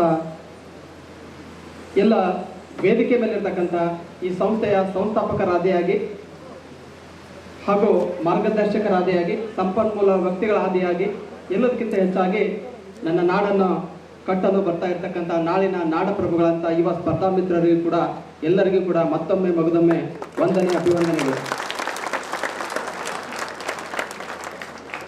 ಆತ್ಮೀಯರೇ, ಇಂದು ನಮಗೆಲ್ಲ ಒಂದು ಸುದೈವದ ದಿನ. ಬಹಳಷ್ಟು ಮಾತುಗಳನ್ನು ಆಡ್ತೀವಿ, ಮಾತುಗಳನ್ನು ಕೇಳ್ತೀವಿ. ಅದ್ರ ಮಧ್ಯದಲ್ಲೂ ಕೂಡ ಎದ್ದು ಬರುವಂಥ ಮತ್ತು ಗೆದ್ದು ಬರುವಂಥ ಮಾತುಗಳನ್ನು ಕೇಳೋದಿದೆಯಲ್ಲ, ಆ ಟೈಮ್ ಸಿಗೋದು ಬಹಳ ಅಪರೂಪ. ಅಂಥ ಟೈಮು ಈ ಒಂದು ಸಂವಾದ ಕಾರ್ಯಕ್ರಮ ಅಂತ ನಾನು ಅನ್ಕೋತೀನಿ. ಎಸ್ಪೆಷಲಿ ಗುರುಗಳ ಗುರು ಅದು ಚಿಗುರು. ಗುರುಗಳ ಗುರು ಚಿಗುರು ಅಂದರೆ ತಪ್ಪಾಗ್ಲಿಲ್ಲ. ಯಾಕೆ ಈ ಮಾತು ಹೇಳ್ತಾ ಇದ್ದೀನಿ ಅಂದರೆ, ಚಿಗುರು ಹುಟ್ಕೊಂಡಿದ್ದು ಹೆಂಗಿದೆ ಅಂತ ನಿಮ್ಗೆ ಗೊತ್ತಿಲ್ಲ. ನನಗೆ ಗೊತ್ತು, ಬಾಬುರೆಡ್ಡಿ ಸರ್ ಗೊತ್ತು. ಚಿಗುರು ಹುಟ್ಕೊಂಡಿದ್ದು ಒಂದು ಹೋಟೆಲ್ನಲ್ಲಿ. ನಾನು ಬಾಬುರೆಡ್ಡಿ ಸರ್ ಊಟ ಮಾಡ್ತಾ ಕುಂತಾಗ ಫಸ್ಟ್ ಮೋಸ್ಟ್ಲಿ ಬಾಬುರೆಡ್ಡಿ ಸರ್ ಅದೇ ಅವತ್ತೇ ಫಸ್ಟು ಈಗೊಂದು ಮಾಡ್ಬೇಕಂತ ಪ್ಲ್ಯಾನ್ ಇದೆ ಅಂತ. ಅವಾಗಿನಿಂದ ಸ್ಟಾರ್ಟ್ ಆಗಿದಂಥದ್ದು. ನಾನು ಅಂದ್ಕೊಂಡೆ, ನನಗೊಂದು ಕಡೆ ಭಯ ಇತ್ತು, ಒಂದು ಸಂಸ್ಥೆಯನ್ನು ಹುಟ್ಟಾಕೋದು, ಮಟ್ಟ ಹಾಕುವಂಥ ಕಾಲದಲ್ಲಿ ಹುಟ್ಟಾಕೋದಿದೆಯಲ್ಲ ಅದು ಬಹಳ ಕಷ್ಟ. ಎಲ್ಲರೂ ಮಟ್ಟ ಹಾಕ್ತಾ ಇದ್ದಾರೆ ಬಹಳಷ್ಟು ಸಂಸ್ಥೆಗಳನ್ನು. ತುಳಿಯೋರು ಬಹಳ ಜನ, ಬೆಳೆಸೋರು ಇರಬೇಕಲ್ಲ, ಅದ್ರ ಮಧ್ಯದಲ್ಲೂ ಕೂಡ ತುಳಿಯೋರ ಮಧ್ಯದಲ್ಲಿ ಬೆಳೆಯಬೇಕನ್ನುವಂಥ ಹಂಬಲಕ್ಕೆ ಬೆಂಬಲವಾಗಿ ನಿಂತ್ಕೊಳ್ಳುವಂಥ ಜನ ಇದೆಲ್ಲ. ಬಾಬುರೆಡ್ಡಿ ಸರ್ ಅವತ್ತು ಆ ಒಂದು ಹಾಕಿ ಕೊಟ್ಟಂಥ ಅಡಿಪಾಯ ಇವತ್ತು ಈ ಮಟ್ಟಕ್ಕೆ. ಅಬ್ಬಾ, ನಾನು ನಿಜವಾಗ್ಲೂ ಐ ಆಮ್ ವೆರಿ ಸಾರಿ. ಯಾರು ನೀವು ನಿಂತಿದ್ದಿರಲ್ಲ, ನಾನು ಏನು ಹೇಳಿದ್ರು ಸಾರಿ ಹೇಳಿದ್ರು ತಪ್ಪೇ. ಅಷ್ಟು ನಿಮಗೆ ನನ್ನಿಂದ ತಪ್ಪಾಗಿದೆ. ಯಾಕಂದರೆ ನಾನು ಬಂದಿದ್ದಕ್ಕೆ, ಬಾಬುರೆಡ್ಡಿ ಸರ್ ಬಂದಿದ್ದಕ್ಕೆ ನೀವು ಇಷ್ಟೆಲ್ಲ ಕಷ್ಟಪಡ್ತಿರೋದು ಅಂತ ಗೊತ್ತು. ಅದಕ್ಕೆ ನಾವಿಬ್ಬರು ಕೂಡಿ ನಿಮಗಿಬ್ಬರು ಎಲ್ಲರಿಗೂ ಸಾರಿ ಕೇಳ್ತೀವಿ. ನಾನು ವೇದಿಕೆ ಮೇಲೆ ಹತ್ತಿದಾಗ ಹೇಳಿದೆ, ನಮಗೆಲ್ಲ ಚೇರ್ಗಳು ಕೊಟ್ಟವ್ರು ಯಾರು? ಇವರು. ನಾವಿಲ್ಲಿ ಕುಂತಿದ್ದೀವಿ ಅಂದರೆ ಇವರಿಂದ, ಮತ್ತು ಅವ್ರು ನಿಲ್ಲಿಸಿ ನಾವು ಕುಡಿದ್ರಾಗ ಏನು ಅರ್ಥ ಐತಿ? ನಮ್ಮ ಚೇರ್ ಸರ್ಸ್ಬಿಡ್ರಿ ಹಿಂದಕ್ಕೆ, ನಾವು ಹಿಂದಕ್ಕೆ ಸರ್ಸೋಣ, ಅವ್ರ ಮೇಲೆ ತೊಗೊಳ್ರಿ ಅಂತ. ಅಟ್ಲೀಸ್ಟ್ ಒಂದು 50 ಜನರಿಗೆ ಅದೊಂದು ಸ್ಥಳಾವಕಾಶ ಸಿಗಲಿ ಅಂತ. ಈಗಾದ್ರೂ ಹೇಳಿದ ಬಾಬುರೆಡ್ಡಿ ಸರ್ ರಿಕ್ವೆಸ್ಟ್ ಮಾಡಿದೆ, ಇವೆಲ್ಲ ಚೇರ್ ತೆಗೆದು ಬಿಡ್ರಿ, ಒಂದು ಎರಡು ಸುಮ್ ಫಾರ್ಮಾಲಿಟಿಗಿರ್ಲಿ, ಇನ್ನಷ್ಟು ಜನರಿಗೆ ಸ್ಥಳಾವಕಾಶ ಸಿಗುತ್ತೆ ಅಂದ್ರೆ ಅವರಂದ್ರು ಸರ್ ಸಂಸ್ಥೆಗೆ ದುಡಿದವರು ಕೂಡ ಇದ್ದಾರೆ, ಅದನ್ನೂ ಸ್ವಲ್ಪ ನೋಡ್ಬೇಕಾಗತ್ತೆ ಸರ್. ಹೌದು ಕರೆಕ್ಟ್ ಇದೆ. ಈ ದುಡಿದವರ ಮಧ್ಯೆ ನಾವೆಲ್ಲ ಅವರಿಗೆ ಕೃತಜ್ಞತೆಯನ್ನು ಸಲ್ಲಿಸಲೇಬೇಕಾದಂತ ಒಂದು ಅನಿವಾರ್ಯತೆಯಲ್ಲಿ ಇಷ್ಟೇ ಉಳಿಸ್ಕೊಂಡಿದ್ದೀವಿ. ಆದ್ಮೇಲೆ ಚಿಗುರು ಸಂವಾದ ಕಾರ್ಯಕ್ರಮಕ್ಕೆ ನನ್ನನ್ನು ಬಹಳ ಪ್ರೀತಿಯಿಂದ ಮತ್ತು ಹಾಗೆ ಗೌರವಪೂರ್ವಕವಾಗಿ ಮತ್ತು ಅತ್ಯಂತ ಪ್ರೀತಿಪೂರ್ವಕವಾಗಿ ಸ್ವಾಗತಿಸಿ ನನಗೆ ವೇದಿಕೆ ಮೇಲೆ ಅವಕಾಶ ಕೊಟ್ಟಿದ್ದೀರಿ. ಇವತ್ತಿನ ಸಂವಾದ ಕಾರ್ಯಕ್ರಮ ಬಹುಶಃ ಒಂದು 2-3 ದಿನದಲ್ಲಿ ಆದಂಥ ತರಾತುರಿಯಾದಂಥ ಕಾರ್ಯಕ್ರಮ. 7-8ನೇ ಬ್ಯಾಚಿನ ಶಂಡ ಬೀಳ್ಕೊಡೋ ಕಾರ್ಯಕ್ರಮವನ್ನು ಈ ರೀತಿಯಾಗಿ ಸಂವಾದ ರೀತಿಯಲ್ಲಿ ಮಾಡ್ಬೇಕಂತ ತಿಳ್ಕೊಂಡು ಬಾಬುರೆಡ್ಡಿ ಸರ್ ಪ್ಲಾನ್ ಮಾಡಿ ನನಗೆ ಹೇಳಿದ್ರು. ನನಗೊಂಚೂರು ಒತ್ತಡದ ಮಧ್ಯದಲ್ಲಿ ಬಾಬುರೆಡ್ಡಿ ಸರ್ ಹೇಳಿದಾರೆ ಅಂದ್ರೆ ಮತ್ತೇನು ಮಾತಾಡ್ಲಿಕ್ಕೆ ಆಗಲಿಲ್ಲ, ಅನಿವಾರ್ಯವಾಗಿ ಬರಲೇಬೇಕಾಯ್ತು. ಅದಕ್ಕೆ ಇವತ್ತು ಬೆಳಗ್ಗೆಯಿಂದ ಇಲ್ಲಿವರೆಗೆ ಜರ್ನಿ ಮಾಡ್ಕೊಂಡು ಬಂದಿದ್ದೀನಿ. ಮತ್ತೆ ವಾಪಸ್ ಹೋಗುವಂಥ ಅನಿವಾರ್ಯತೆಯಲ್ಲಿ ನಿಮ್ಮ ಮಧ್ಯೆ ನನಗೂ ಒಂದಿಷ್ಟು ದೊಡ್ಡವರ ಮಧ್ಯೆ ಈ ದಡ್ಡನಿಗೂ ಕೂಡ ಒಂದು ಅವಕಾಶ ಸಿಕ್ಕಿದೆಲ್ಲ, ಅದಕ್ಕೆ ನಾನು ಪುಣ್ಯ. ನಿಮ್ಗೆ ಉತ್ಪ್ರೇಕ್ಷೆ ಅನಿಸ್ಬೋದ್ರಿ, ನಿಮ್ಗೆ ಗೊತ್ತಿದೆ ನಾನು ರಿಯಾಲಿಟಿ ಮಾತಾಡ್ದೆ, ಯಾವಾಗಲೂ ಫಾರ್ಮಾಲಿಟಿ ಮಾತಾಡೋದು ಬಹಳ ಕಡಿಮೆ. ಯಾಕೆ ಈ ಮಾತು ಹೇಳ್ತಾ ಇದ್ದೀನಿ ಅಂದ್ರೆ ನಿಮ್ಮನ್ನು ಹೊಗಳಿ ವಣ್ಣ ಸೂಲದಲ್ಲಿಕ್ಕಿ ಹೋಗ್ಲಿಕ್ಕೆ ಬಂದಿಲ್ಲ. ಗೊತ್ತಿರ್ಲಿ, ನಾನು ಕೆಲವೇ ವರ್ಷಗಳ ಹಿಂದೆ ನಿಮ್ಮ ಜೊತೆ ಅಲ್ಲೇ ಕುಂತಿದ್ದೆ, ಅಲ್ಲೇ ಇದ್ದೆ. ನಿಮ್ಗೆ ಹೆಂಗೆ ಅನಿಸ್ತಾ ಇದೆಲ್ಲ ಅಪ್ಪ ಇಷ್ಟೆಲ್ಲ PSI KS ಆಫೀಸರ್ಸ್ ಸಾಧಕರು ಇವ್ರನ್ನ ನೋಡ್ಬೇಕು, ಅವ್ರ ಮಾತನ್ನು ಕೇಳ್ಬೇಕಂತ ಅನ್ಕೊಂಡಿದ್ರಲ್ಲ. ನಾನು ಹಂಗೆ 2-3 ವರ್ಷದಿಂದ ನಾನು ಅಲ್ಲೇ ಕುಂತಿದ್ದೆ, ನಾನು ಹಂಗ ಅನ್ಕೋತಿದ್ದೆ. ಇವ್ರು ಹೇಳ್ತಿದ್ರು ನಮಗೆ ಅವಾಗ ನೀವೆಲ್ಲ KS ಆಫೀಸರ್ ಆಗ್ಲೇಬೇಕು ಅಂತ. ಸುಳ್ಳು ಹೇಳ್ತಾರೆ ಮಕ್ಳು ಇವ್ರಿಗೆಲ್ಲ, ತಾವಾಗ್ಯಾರ ಅಂತಿದ್ದೇನೆ. ಸುಳ್ಳು ಹೇಳ್ತಾರೆ ಇವರು, ನಮಗೆ ಸುಮ್ಮನೆ ಚಪ್ಪಾಳೆ ತಡ್ಸ್ಕೊಳ್ಳೋ ಸಂಬಂಧ ಹೇಳ್ತಾರೆ ಅನ್ಕೊಂಡಿದ್ದೆ. ಈಗ ಗೊತ್ತಾಯ್ತು ನಾನೇ KS ಆಫೀಸರ್. ಅಲ್ಲಿದ್ದವ ಎದ್ದು ಬಂದು KS ಆಫೀಸರ್ ಆದಾಗ ಗೊತ್ತಾಯ್ತು ಅವತ್ತೇನು ಹೇಳಿದ್ರಲ್ಲ ವೇದಿಕೆ ಮೇಲೆ ಅದು ನಿಜ ಇದೆ ಅಂತ. ನಾನು ಹೇಳೋದೇನಂದ್ರೆ ನೀವು ಇದಿರ್ಲ, ಈಗ ಯಾರೆಲ್ಲ ಎಂತ ಅದ್ಭುತ ಶಕ್ತಿ ಇದೆ ಗೊತ್ತಿಲ್ಲ. ಸುಮ್ಮನೆ ಒಂದು ಮಾತು ಹೇಳ್ತೀನಿ ನಿಮಗೆ. ಈಗ ನಾನು KS ಆಫೀಸರ್ ಆಗಿದ್ದು ಕರೆದ್ಬಿಟ್ಟು ಎಲ್ಲರಿಗಿಂತ ಇಲ್ಲಿ ಸ್ಪೆಷಲ್ ಆಗಿ ಒಂದು ಟ್ರೀಟ್ಮೆಂಟ್ ಕೊಡ್ತೀನಿ, ಓಕೆ ನೋ ಪ್ರಾಬ್ಲಮ್. ಅಲ್ಲಿ ಯಾರೋ ಒಬ್ರು ಮಧ್ಯದಲ್ಲಿ ನಾಳೆ MLA ಆಗ್ಬಿಟ್ರೆ ಏನ್ ಮಾಡ್ತೀರಿ? ಅಲ್ಲಿ ಯಾರೋ ಒಬ್ಬ MLA ಆಗ್ಬಿಟ್ರೆ ನಾನಾ ಹೋಗ್ಬಿಟ್ಟು ಸಲ್ಯೂಟ್ ಹೊಡಿಬೇಕು ಅವ್ರಿಗೆ. ಅರ್ಥ ಆಗತ್ತೆ? ರಿಯಾಲಿಟಿ, ಇದು ರಿಯಾಲಿಟಿ. ಫಾರ್ಮ್ಯಾಲಿಟಿ ಬಿಟ್ಟು ಒಂದು ಕಲ್ಪನಾ ಲೋಕದಿಂದ ಬಿಟ್ಟು ಹೊರಗಡೆ ಬರೋಣ. ಯಾರು ಏನಾಗ್ತಾರೋ ಗೊತ್ತಿಲ್ಲ, ಯಾರು ರಾಜ್ಯದ ಮೊದಲ ಮಹಿಳಾ ಮುಖ್ಯಮಂತ್ರಿ ಆಗ್ತಾರೋ ಗೊತ್ತಿಲ್ಲ, ಯಾರಂತ್ರ ಯಾವ ಟ್ಯಾಲೆಂಟ್ ಇದೆ ಅಂತ ಹೆಂಗ್ ಗೊತ್ತಾಗತ್ತೆ? ಅದಕ್ಕೆ ಹೇಳೋದು, ಯಾರು ಕನಿಷ್ಠರಲ್ಲ, ಯಾರು ಗರಿಷ್ಠರಲ್ಲ, ಇಲ್ಲಿ ಯಾರು ಮುಖ್ಯರಲ್ಲ, ಯಾರು ಅಮುಖ್ಯರಲ್ಲ. ಎಲ್ಲರಿಗೂ ಕೂಡ ಸಮಯ ಸಂದರ್ಭಗಳು ಅವರನ್ನ ಮುಖ್ಯ ಮತ್ತು ಅಮುಖ್ಯರನ್ನಾಗಿ ಮಾಡ್ತವೆ. ನಾವು ಮೂಕರಾಗಿರ್ಬೇಕು ಅಷ್ಟೇ, ಮೂಕರಾಗಿರ್ಬೇಕು. ಸುಮ್ಮನೆ ಕುತ್ಕೊಂಡು ಕೇಳ್ತಾ ಇರ್ಬೇಕು, ನೋಡ್ತಾ ಇರ್ಬೇಕು. What is drama? ಪಾತ್ರ ಸನ್ನಿವೇಶಗಳು ಬದಲಾದ ಹಾಗೆ ಪಾತ್ರಗಳು ಬದಲಾಗ್ತವೆ. ನಿಮ್ಗೆ ಗೊತ್ತಿರ್ಲಿ, ನಾನೇ 2 ವರ್ಷ ಹಿಂದೆ ಒಂದು ಸ್ಪೀಚ್ ಮಾಡ್ತಾ ಇದ್ದೆ. ಒಬ್ಬರು KS ಮೇನ್ಸ್ ಕ್ವಾಲಿಫೈ ಆಗಿದ್ರು, ಅವರೆಲ್ಲರದು ಉದ್ದೇಶಿಸಿ ಮಾತಾಡೋದಿತ್ತು. ಇವತ್ತು ಅವರು ನನ್ನ ಮೇಲಿನ ಆಫೀಸರು ಮೀಟಿಂಗ್ ಅವ್ರನ್ನ ಕರೆದು ಅವರ ಒಂದು ಮುಖ್ಯಸ್ಥ ಸ್ಥಿತಿಯೊಳಗೆ ಒಂದು ಸಭೆ ನಡೀತಾ ಇರುತ್ತೆ. ನಾನು ಖುಷಿ ಪಡ್ತಿರ್ತೀನಿ ಯಾವಾಗಲೂ ಕೂಡ. ಬಹಳ ಜನರಿಗೆ ಒಂದು ಇದೇನಿದೆ, ಬೇಜಾರಿದೆ. ಏನಂದ್ರೆ ನನ್ನ ಕೈಯಲ್ಲಿ ಕಲಿತ ಮಗ ನನಗಿಂತ ಎತ್ತರ ಬೆಳೆದಲ್ಲ ಅಂತ. ಇವ್ಗೆ ನಾನಾ ನೋಟ್ಸ್ ಕೊಟ್ಟಿನಿ, ಇವ್ಗೆ ನಾನಾ ಹೇಳ್ಕೊಟ್ಟಿನಿ, ಇವ್ಗೆ ನಾನಾ ಟ್ರಿಕ್ಸ್ ಕೊಟ್ಟಿನಿ, ಇವ್ ನನಗಿಂತ ದೊಡ್ಡವಾದ್ಲ ಅಂತ ಸಂಕಟ ಪಡ್ತಾರಲ್ಲ, ಅವರಂತ ಸ್ಟುಪಿಡ್ ಫೆಲೋಗಳು ಯಾರು ಅಲ್ಲ.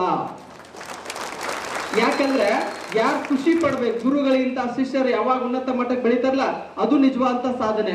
ನೀವು ಹಚ್ಚಿದಂತ ಗಿಡ, ನೀವು ಹಚ್ಚಿದಂತ ಒಂದು ಸಸಿ ದೊಡ್ಡ ಹೆಮ್ಮರವಾಗಿ ನಿಮ್ಗ ನೆರಳು ಕೊಡಾಕತ್ತೈತೆ ಅಂದ್ರೆ ಖುಷಿ ಪಡ್ಬೇಕು. ಇವ್ ನನಗಿಂತ ದೊಡ್ಡದಾಗೈತೆ ಮಗನಂತ ರೆಂಬೆ ಕೊಂಬೆ ಕೊಡ್ಸಿರಿ ಅಂದ್ರೆ, ಕಟ್ ಮಾಡಿದ್ರಿ ಅಂದ್ರೆ ನಮ್ಮಂತ ಶತಮೂರ್ಖರು ಯಾರು ಅಲ್ಲ. ಯಾವಾಗ್ಲೂ ಕೂಡ ಬೆಳೆಸಿ ಖುಷಿ ಪಡ್ರಿ. ಕಿಂಗ್ ಆಗ್ಬೇಡ್ರಿ, ಕಿಂಗ್ ಮೇಕರ್ ಆಗ್ರಿ, ಅದು ಖುಷಿ ಇರತ್ತೆ. ಬಹಳ ಜನ ಕಿಂಗ್ ಆಗಿ ಬಡ್ಕೋತಾವ, ಅವು ಕಿಂಗ್ ಆಗಂಗಿಲ್ಲ, ಹೆಂಗ ಆಗ್ತಾವ. ಸ್ನೇಹಿತರೆ, ನಾನು ರಿಯಾಲಿಟಿ ಹೇಳ್ಬಿಡ್ತೀನಿ. ಈ ಫಂಕ್ಷನ್ ಅನ್ನು ಒಂದ್ ಕಡೆ ಸೈಡ್ಗೆ ಇಟ್ಟು ಮಾತಾಡೋಣಂತೆ ಸುಮ್ಮನೆ ಹಂಗೆ.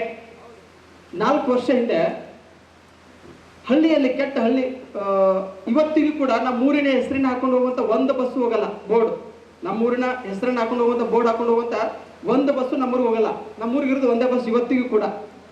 ಬೆಳಿಗ್ಗೆ ಬರುತ್ತೆ, ವಾಪಸ್ ಹೋಗುತ್ತೆ, ಮತ್ತೆ ಸಾಯಂಕಾಲ ಅದೇ ಬಸ್ ಒಂದು ರೌಂಡ್ ಹೋಗ್ಬಿಟ್ರೆ ಮುಗೀತು, ನಮ್ಮೂರು ಫಿನಿಶ್. ಅಷ್ಟು ಕುಗ್ರಾಮ. ಅಲ್ಲಿ ಈ ಪಟ್ಟಣಗಳನ್ನ ಪರಿಚಯ ಇಲ್ಲಾರಂತ ಒಬ್ಬ ವ್ಯಕ್ತಿ ನಾನು. ಧಾರವಾಡಕ್ಕೆ ಫಸ್ಟ್ ಟೈಮ್ ಎಂಟ್ರಿ ಕೊಟ್ಟೆ, ಸಪ್ತಾಪುರ್ ಬಾವಿ. ನಾನು CBT ಇಳ್ಕೊಂಡೆ. ಕೋಚಿಂಗ್ ಯಾವುದೋ ಒಂದು ಮೇನ್ಸ್ ವರ್ಕ್ಶಾಪ್ ಇತ್ತು, ಅಟೆಂಡ್ ಆಗಬೇಕಾಗಿತ್ತು. ಪ್ಲಾಸ್ಟಿಕ್ ಸಂಸ್ಥೆಯವರು ಫ್ರೀಯಾಗಿ ಕೊಟ್ಟಿದ್ರು. ನಾನು ಥ್ಯಾಂಕ್ಸ್ ಹೇಳ್ಬೇಕು ಅವ್ರಿಗೆ ಈ ಸಂದರ್ಭದಲ್ಲಿ. ಫ್ರೀಯಾಗಿ ಕೊಟ್ಟಿದ್ರದ್ದು ಬಂದಿದೆ, ಮತ್ತು ನಾನು ನೆನ್ಪಿಟ್ಕೊಡ್ರಿ, ದುಡ್ಡು ಕೊಟ್ಟರೆ ನಾ ಬರ್ತಿರ್ಲಿಲ್ಲ. ಹೋದೆ, ಎಲ್ಲಿ ಉಳ್ಕೋಬೇಕು? ಸಪ್ತಾಪುರ ಬಾವಿ ಸತ್ನೆಪ್ಪ ಅಂದನ. ನಾ ಕೇಳಾಕತ್ತಿದ್ದು ಕೋಚಿಂಗ್ ಇನ್ಸ್ಟಿಟ್ಯೂಟ್. ಇವ್ರು ಸಪ್ತಾಪುರ ಬಾವಿ, ಆ ಬಾವಿ ಈ ಬಾವಿ. ನಾವು ಉರ್ಲಾಕೊಳಕ್ ಬಂದಿಲ್ಲ, ಸುಸೈಡ್ ಮಾಡ್ಕೊಳಕ್ ಬಂದಿಲ್ರಿ ಅಂದೆ. ಇಲ್ಲ ಸರ್, ಸಪ್ತಾಪುರ ಬಾವಿ ಆ ಸರ್ಕಲ್ ಇದೆ ಅಂತ. ಆಯ್ತು ಅಂತ ಬಂದು ಮೊದಲು ಬಾವಿ ಏನಕ್ಕೆ ನೋಡಿದ, ನೀರದಾವಿಲ್ಲ ಅಂತ. ಇನ್ಸ್ಟಿಟ್ಯೂಟ್ ಬಂದೆ. ಬಂದ ತಕ್ಷಣ ನೀವೇನು ಮಾತಾಡಕತ್ತಿರಲ್ಲ, ಹಿಂಗೆ ಚೀರಾಡಕತ್ತಿರಲ್ಲ, ಇಂಥವ್ರು ನೋಡಿ ಹೆದರಿ ಸತ್ತಿದ್ದಾನ. ಇವಪ್ಪ ಶಿವ, ಇಂಥ ಘಟಾನುಘಟಿಗಳು ಎದುರು ಇವಪ್ಪ ಕಟಾನು ಕಟ್ಟಿ ಫೈಟ್ ಮಾಡೋದ. ಕಾಡಿನ ಮನುಷ್ಯ ತಪ್ಪಿಸ್ಕೊಂಡು ನಾಡಿಗೆ ಬಂದಂಗೆ ಆಗಿತ್ತು ನನಗೆ ಅವತ್ತಿನ ದಿನ, ನಿಜ ಹೇಳಬೇಕು ಅಂದ್ರೆ. ಯಾಕಂದ್ರೆ ಇವತ್ತೇನೋ ಒಂದು ಸ್ವಲ್ಪ ಬಟ್ಟಿ ಏನೋ ಇವ್ರು ಬೈದು ಹಾಕ್ಸ್ಯಾರ ಮತ್ತಷ್ಟೇ. ಅವತ್ತು ನೋಡ್ಬಿಟ್ರೆ ಒಬ್ಬ ಹಳ್ಳಿ ಗುಗ್ಗು ಹೆಂಗಿರ್ತಾರಲ್ಲ, ನೀವು ಯಜಮಾನ ಪಿಕ್ಚರ್ದಾಗ ನೋಡಿದ್ರೆ ಅನ್ಕೋತೀನಿ, ಆ ಸೀನ್ ನೆನಪಾಗ್ತಿರ್ಬೇಕು ನಿಮಗೆ. ಆ ಸನ್ನಿವೇಶ ನನ್ನ ಜೀವನದಲ್ಲೇ ಆಗಿದ್ದು. ಬಂದೆ, ಇನ್ಸ್ಟಿಟ್ಯೂಟ್ಗಳಿಗೆ ಹೋದೆ, ಹಿಂಗೆ ವರ್ಕ್ಶಾಪ್ ಇತ್ತು, ಹೋಗಿ ಅಟೆಂಡ್ ಆಗ್ಬೇಕಾದ್ರೆ ಪ್ರಾಬ್ಲಮ್ ಏನಾಗ್ಬಿಡ್ತು ಅಂದ್ರೆ ಅವರೆಲ್ಲ ಟಸ್ಸು ಪಸ್ಸು ಇಂಗ್ಲೀಷ್ನ ಮಾತಾಡಕತ್ ಬಿಟ್ಟಿದ್ರು. ನಾವ ಇಂಗ್ಲೀಷ್ ನಮ್ಮಂದು ಹೆಂಗೈತೆ ಗೊತ್ತೈತೆ ನಿಮಗೆ? ಇಂಗ್ಲೀಷ್ ಅಂದ್ರೆ ಸತ್ತ ಹೋಗ್ತೇವೆ ನಾವು. ಇಂಗ್ಲೀಷ್ ಮಾತಾಡೋರು ಹಿಂಗೆ ನೋಡ್ತೇವೆ, ಮುಸ್ಲಿಂ ಭೂಮಿ ಮ್ಯಾಗ ಹುಟ್ಟಿರ್ಲಿಕ್ಕಿಲ್ಲ, ಮ್ಯಾಗಿಂದ ಬಂದಾನೇನೋ ಅಂತ. ನನಗೂ ಹಂಗ ಆಗಿತ್ತು. ನಾನು ಯಾಕೆ ಹಾಕತ್ತೀನಿ ಅಂದ್ರೆ ಒಬ್ಬ ಆಫೀಸರ್ ಆಗಿ ಮಾತಾಡಕತ್ತಿಲ್ಲ, ಒಬ್ಬ ಆಸ್ಪಿರೆಂಟ್ ಆಗಿ ಮಾತಾಡಕತ್ತೀನಿ. ನನಗೆ ಆದಂತ ಅನುಭವಗಳು ನಿಮಗೂ ಆಗ್ತಾ ಇರ್ತವೆ. ಇಟ್ ಮೀನ್ಸ್ ನೀವು ಮುಂದೆ ಫ್ಯೂಚರ್ದಲ್ಲಿ KS ಆಫೀಸರ್ ಆಗ್ತೀರಿ ಅಂತ ಅನ್ನೋದಕ್ಕೆ ಈಗೊಂದು ಬೆಳವಣಿಗೆ ಅಂತ ನಾನು ಹಾಕತ್ತಿದ್ದು. KS ಮೇನ್ಸ್ ವರ್ಕ್ಶಾಪ್ ನಡೆದಾಗ ಇಂಗ್ಲೀಷ್ನ ಟಸ್ಸು ಪುಸ್ಸು ಮಾತಾಡೋರು ಪ್ರೊಫೆಸರ್ ಅಥವಾ ಮಾರ್ಗದರ್ಶಕರು ಬಂದು ಏನೋ ಒಂದು ಶಬ್ದ ಹೇಳಿದಾಗ ಹೇಳಿದ್ರು ಅವರು, LPG. ನಮ್ಮ ಮನುಷ್ಯನಾಗ ನನಗೆ ಗೊತ್ಬಿಡ್ರಿ, ಯಾಕೆ 10 ವರ್ಷ ಟೀಚರ್ ಆಗಿ ಕೆಲಸ ಮಾಡಿದ್ದೆಲ್ಲ, LPG ಅಂತ ಮನುಷ್ಯನ ಒಳಗಿನೊಳಗೆ ಖುಷಿ ಆಗಿತ್ತು. ನಾನು ಅನ್ಕೊಂಡಿದ್ದೆ ಲಿಕ್ವಿಫೈಡ್ ಪೆಟ್ರೋಲಿಯಂ ಗ್ಯಾಸ್. ಅವರು ಮನುಷ್ಯನಾಗ LPG ಅನ್ಕೊಂಡು ಮನುಷ್ಯನಾಗ ಅದ ನೆನಪು ಮಾಡ್ಕೊಳಕತ್ತಿದ್ದೆ. ಅಷ್ಟು ಅನ್ನೋದ್ರಾಗ ಒಬ್ಬ ಇಂಗ್ಲಿಷ್ ಮೀಡಿಯಂ ಸ್ಟೂಡೆಂಟ್ ಜೊತೆ yes sir I know liberalisation, privatisation, globalisation. ಸತ್ನಪ್ಪ ಅಂದೆನ. ಈ ವರ್ಡ್ಸ ಕೇಳಿರ್ಲಿಲ್ಲ ನಾನು. ಹಂಗಂದ್ರೆ ಏನು? ನಮ್ಮ ಕನ್ನಡದಾಗ ಓದಿದ್ದೇನೆ, ಜಾಗತೀಕರಣ, ಖಾಸಗೀಕರಣ ಮತ್ತು ಉದಾರೀಕರಣ ಅಂತ. ಒಪ್ಪ ಇದಕ್ಕೆ LPG ಅಂತಾರ. ನಮ್ಮ ಕಡೆ LPGನ ಬೇರೆ. Feel the difference. ನಾನು ಹೇಳಕತ್ತಿದ್ದು ನಗುದಕ್ಕೋಸ್ಕರ ಅಲ್ಲ, ಹಳ್ಳಿಯಿಂದ ಬಂದಂತ ಮತ್ತು ನಿಜವಾಗ್ಲೂ ಟ್ಯಾಲೆಂಟ್ ಇರುತ್ತೆ ನಮ್ಮ ಹತ್ರ, ತೋರಿಸ್ಕೊಂಡಿರಲ್ಲ. ನಾನು ಹೇಳ್ತಾ ಇರೋದು, ನಾವು ತೋರಿಸ್ಕೊಂಡಿರಲ್ಲ, ಅವ್ರು ತೋರಿಸ್ಕೊಳ್ಳೋದ್ರ ಜೊತೆ ತೋರಿಸ್ಕೋತಿರ್ತಾರೆ. ಇಲ್ಲಿ ಅವ್ರು ನೋಡಿ ಹೆದರ್ಬೇಡ. ಎಷ್ಟೋ ಜನ ಬಹಳಷ್ಟು ಟ್ಯಾಲೆಂಟ್ ಇದೆ ಅಂತ ತೋರಿಸ್ತಾ ಇದ್ದಾರೆ. ನೆನ್ಪಿಟ್ಕೊಳ್ಳಿ, ರಿಯಲ್ ಟ್ಯಾಲೆಂಟ್ ಇದ್ದ ಒಬ್ಳು ಇದುವರೆಗೆ ತೋರಿಸಿದ ಇತಿಹಾಸದಲ್ಲೇ ಇಲ್ಲ.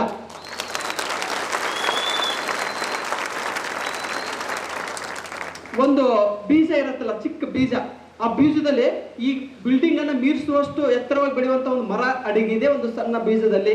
ಆ ಬೀಜ ಯಾವತ್ತೂ ಸೌಂಡ್ ಮಾಡಿಲ್ಲ, ಸೈಲೆಂಟ್ ಆಗಿರುತ್ತೆ.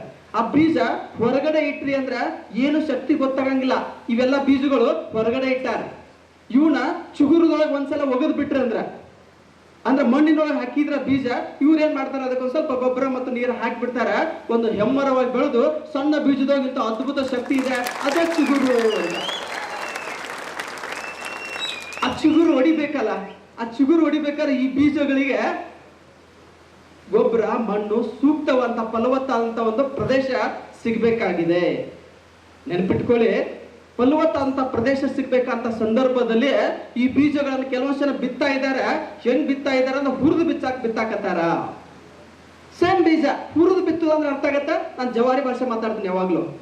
ಹುರಿದು ಬಿತ್ತುದಂತ ನೀವೆಲ್ಲರೂ ಹಳ್ಳಿ ಒಳಗೆ ಬೈಕೊಂಡಿರ್ಬೇಕು, ಆ ಹುರಿದು ಬೀಜ ನನ್ನ ಮಗ ಅಂತಿರ್ತಾರೆ. ಕೇಳಿದ್ರೆ ಅಂದ್ರ ನೀವು ಬೆಳೆಯಂಗಿಲ್ಲ ಅಂತ ಅರ್ಥ.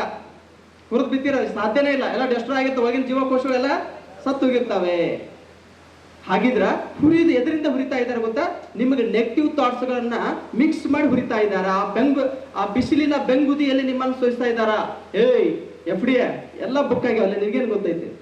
ಅವ್ನು ಓದ 50% ಡೆಸ್ಟ್ರಾಯ್ ಆಗ್ಬೇಕು ಅವ್ನ ಮೈಂಡ್ ಸೆಟ್. ಎಲ್ಲ ನೀವು ಹೋಗ್ರಿ, ಇಲ್ಲಿ ಸಪ್ತಾಪುರ ಏರಿಯಾದಲ್ಲಿ ಜೆರಾಕ್ಸ್ ಅಂಗಡಿ ಮುಂದೆ ನೋಡ್ಬೇಕು, ಅವ್ರು ನೋಟ್ಸ್ ಎಲ್ಲ ಹಿಡ್ಕೊಂಡ್ ಬಿಟ್ರಿ ಅಂದ್ರೆ ಆ ನೋಟ್ಸ್ ನೋಡೇ ನಮ್ದೆಲ್ಲ ಔಟ್ ಆಗ್ಬಿಡತ್ತಲ್ಲ ಅಂತ. ಯಪ್ಪ ಏರಿವ್ರು, ನಾವು ಇವತ್ತು ನಿನ್ನೆ ಬಂದೆವು. ಅವಂತಿರ್ತಾನೊಬ್ಬ ನನ್ನ ಜೊತೆ ನಂದ ಪ್ರಾಕ್ಟಿಕಲ್ ಹೇಳ್ಬೇಕು ಅಂದ್ರೆ, ಮೇನ್ಸ್ ಓದುವಾಗ ನಾನು ಇಲ್ಲೇ 4 ತಿಂಗಳಿದ್ದೆ. ಇದೋ ಏರಿಯಾದಲ್ಲಿ ಇದೋ ಮಣ್ಣಿನ ಧೂಳಿನ ಕಣಗಳು ಒಬ್ಬ ಮಣ್ಣಿನ ಕಣಗಾಗಿಲ್ಲೇ ಉಳಿದಿದ್ದೆ.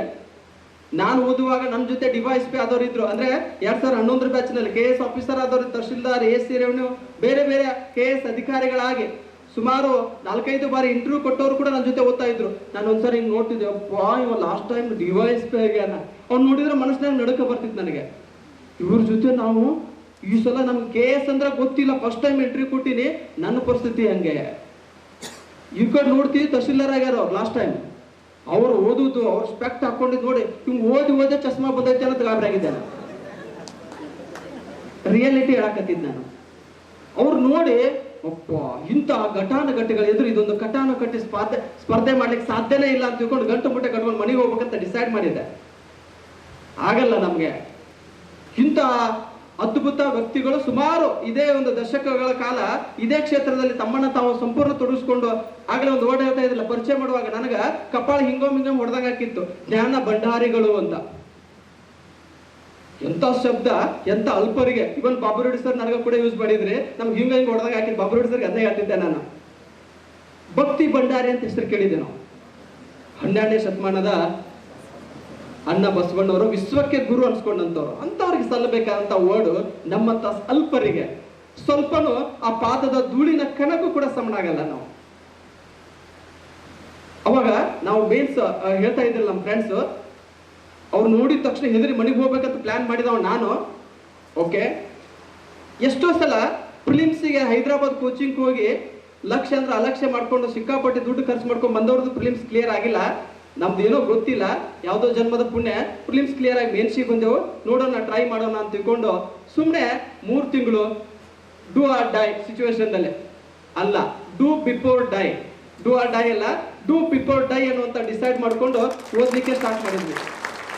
ಸಾಯೋಣ, ಸಾಯೋಕ್ಕಿಂತ ಮುಂಚೆ ಏನಾದ್ರೂ ಒಂದು ಮಾಡಿ ಸಾಯೋಣ ಅಂತ 3 ತಿಂಗಳು ನಾವು ಓದಿದ್. ನೀನು ನಿಜ ಹೇಳ್ಬೇಕು ಅಂದ್ರೆ ಸ್ನೇಹಿತರು ನೀವು ನಂಬಂಗಿಲ್ಲ, ಒಂದ್ ದಿನಕ್ಕೆ 18 ಗಂಟೆಗಳ ಕಾಲ ಓದಿದ್ದೀನಿ. ಒಂದ್ ದಿನಕ್ಕೆ 18 hours per day into 90 days. It's my success ಸೂತ್ರ ಇನ್ KS ಮೇನ್ಸ್. ನಿಮ್ಗೆ ಆಶ್ಚರ್ಯ ಅನ್ಸ್ಬೋದು, ನಂಬಕ್ ಸಾಧ್ಯನೇ ಇಲ್ಲ, ನನಗೆ ಗೊತ್ತಿದೆ. ಒಂದ್ ದಿನಕ್ಕೆ 2 ತಾಸು ಓದಿದ್ರೆ 2 ಕಡೆ ಅಡ್ಡಾಡ್ಬೇಕು ಅನ್ಸತ್ತೆ, 4 ತಾಸು ಓದಿದ್ರೆ ಸಾಕು ಅನ್ಸತ್ತೆ, 6 ತಾಸು ಓದಿದ್ರೆ ಪಾರ್ ಆಗಪ್ಪ ಇದರಿಂದ ಅಂತೇವ್, 8 ತಾಸು ಓದಿದ್ರೆ ಎಲ್ಲ ಗಂಟು ಕಟ್ಟಿ ಇಡ್ಬೇಕು ಅನ್ನುವಂಥ ಸಂದರ್ಭದಲ್ಲಿ 18 ತಾಸು ಓದ್ತೀರಿ ಅಂದ್ರೆ ನೀವೇನ ದೇವ್ರ ಅಲ್ಲ, ದನಾನ ಬೇಯಾಕತ್ತಿರ್ತೀರಿ ನೀವು. ಇಟ್ ಮೀನ್ಸ್ 18 ತಾಸು ಓದ್ಲಿಕ್ಕೆ ಸಾಧ್ಯ ಇದೆ, 100% ಇದೆ. ಹೆಂಗೆ ಒಂದು ಉದಾಹರಣೆ ಕೊಡ್ತೀನಿ ನಿಮಗೆ ಫ್ರೆಂಡ್ಸ್. ಸಪ್ತಾಪುರ್ ಸರ್ಕಲ್ಗೆ ಹೋಗಿ, ಸಪ್ತಾಪುರ್ ಬಾವಿಗೆ ಹೋಗಿ ಟಚ್ ಮಾಡಿ ವಾಪಸ್ ಬರಕ್ಕೆ ಎಷ್ಟು ಟೈಮ್ ತಗೋತೀರಾ? ಓಡ್ಕೋತ ಬರ್ಬೇಕು. ಒಂದು 10 ಸೆಕೆಂಡ್, 10 ನಿಮಿಷ ಅಥವಾ 5 ನಿಮಿಷ? 5 ನಿಮಿಷ. ಓಕೆ, ಈಗ ಅಲ್ಲಿ ಹೋಗಿ ಯಾರು ಫಸ್ಟ್ ಹೋಗಿರ್ಲ ಅವ್ರಿಗೆ 1,000 ರೂಪಾಯಿ ಪ್ರೈಸ್. ಅಂದ್ರೆ ಅವ ಫಸ್ಟ್ ಹೋದ ಎಷ್ಟು ನಿಮಿಷ ಹೋಗ್ತಾನ?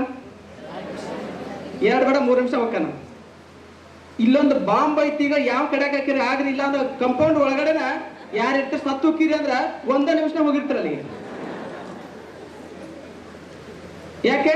ಜೀವದ ಭಯ. ಇಲ್ಲಿ ಇರ್ಲಿಲ್ಲ ಅಂದ್ರೆ ಸಾವು ಖಚಿತ ಅಂತ ಯಾವಾಗ ಗೊತ್ತಾಗತ್ತಲ್ಲ ಅವಾಗ ಇದೆಯಲ್ಲ ಆ ಎಫರ್ಟ್ ಇದೆಯಲ್ಲ. ನಾನು ಮೇನ್ಸ್ ಒಳಗೆ ಮಾಡಿದ ಎಫರ್ಟ್ ಲಾಸ್ಟ್ ಎಫರ್ಟ್.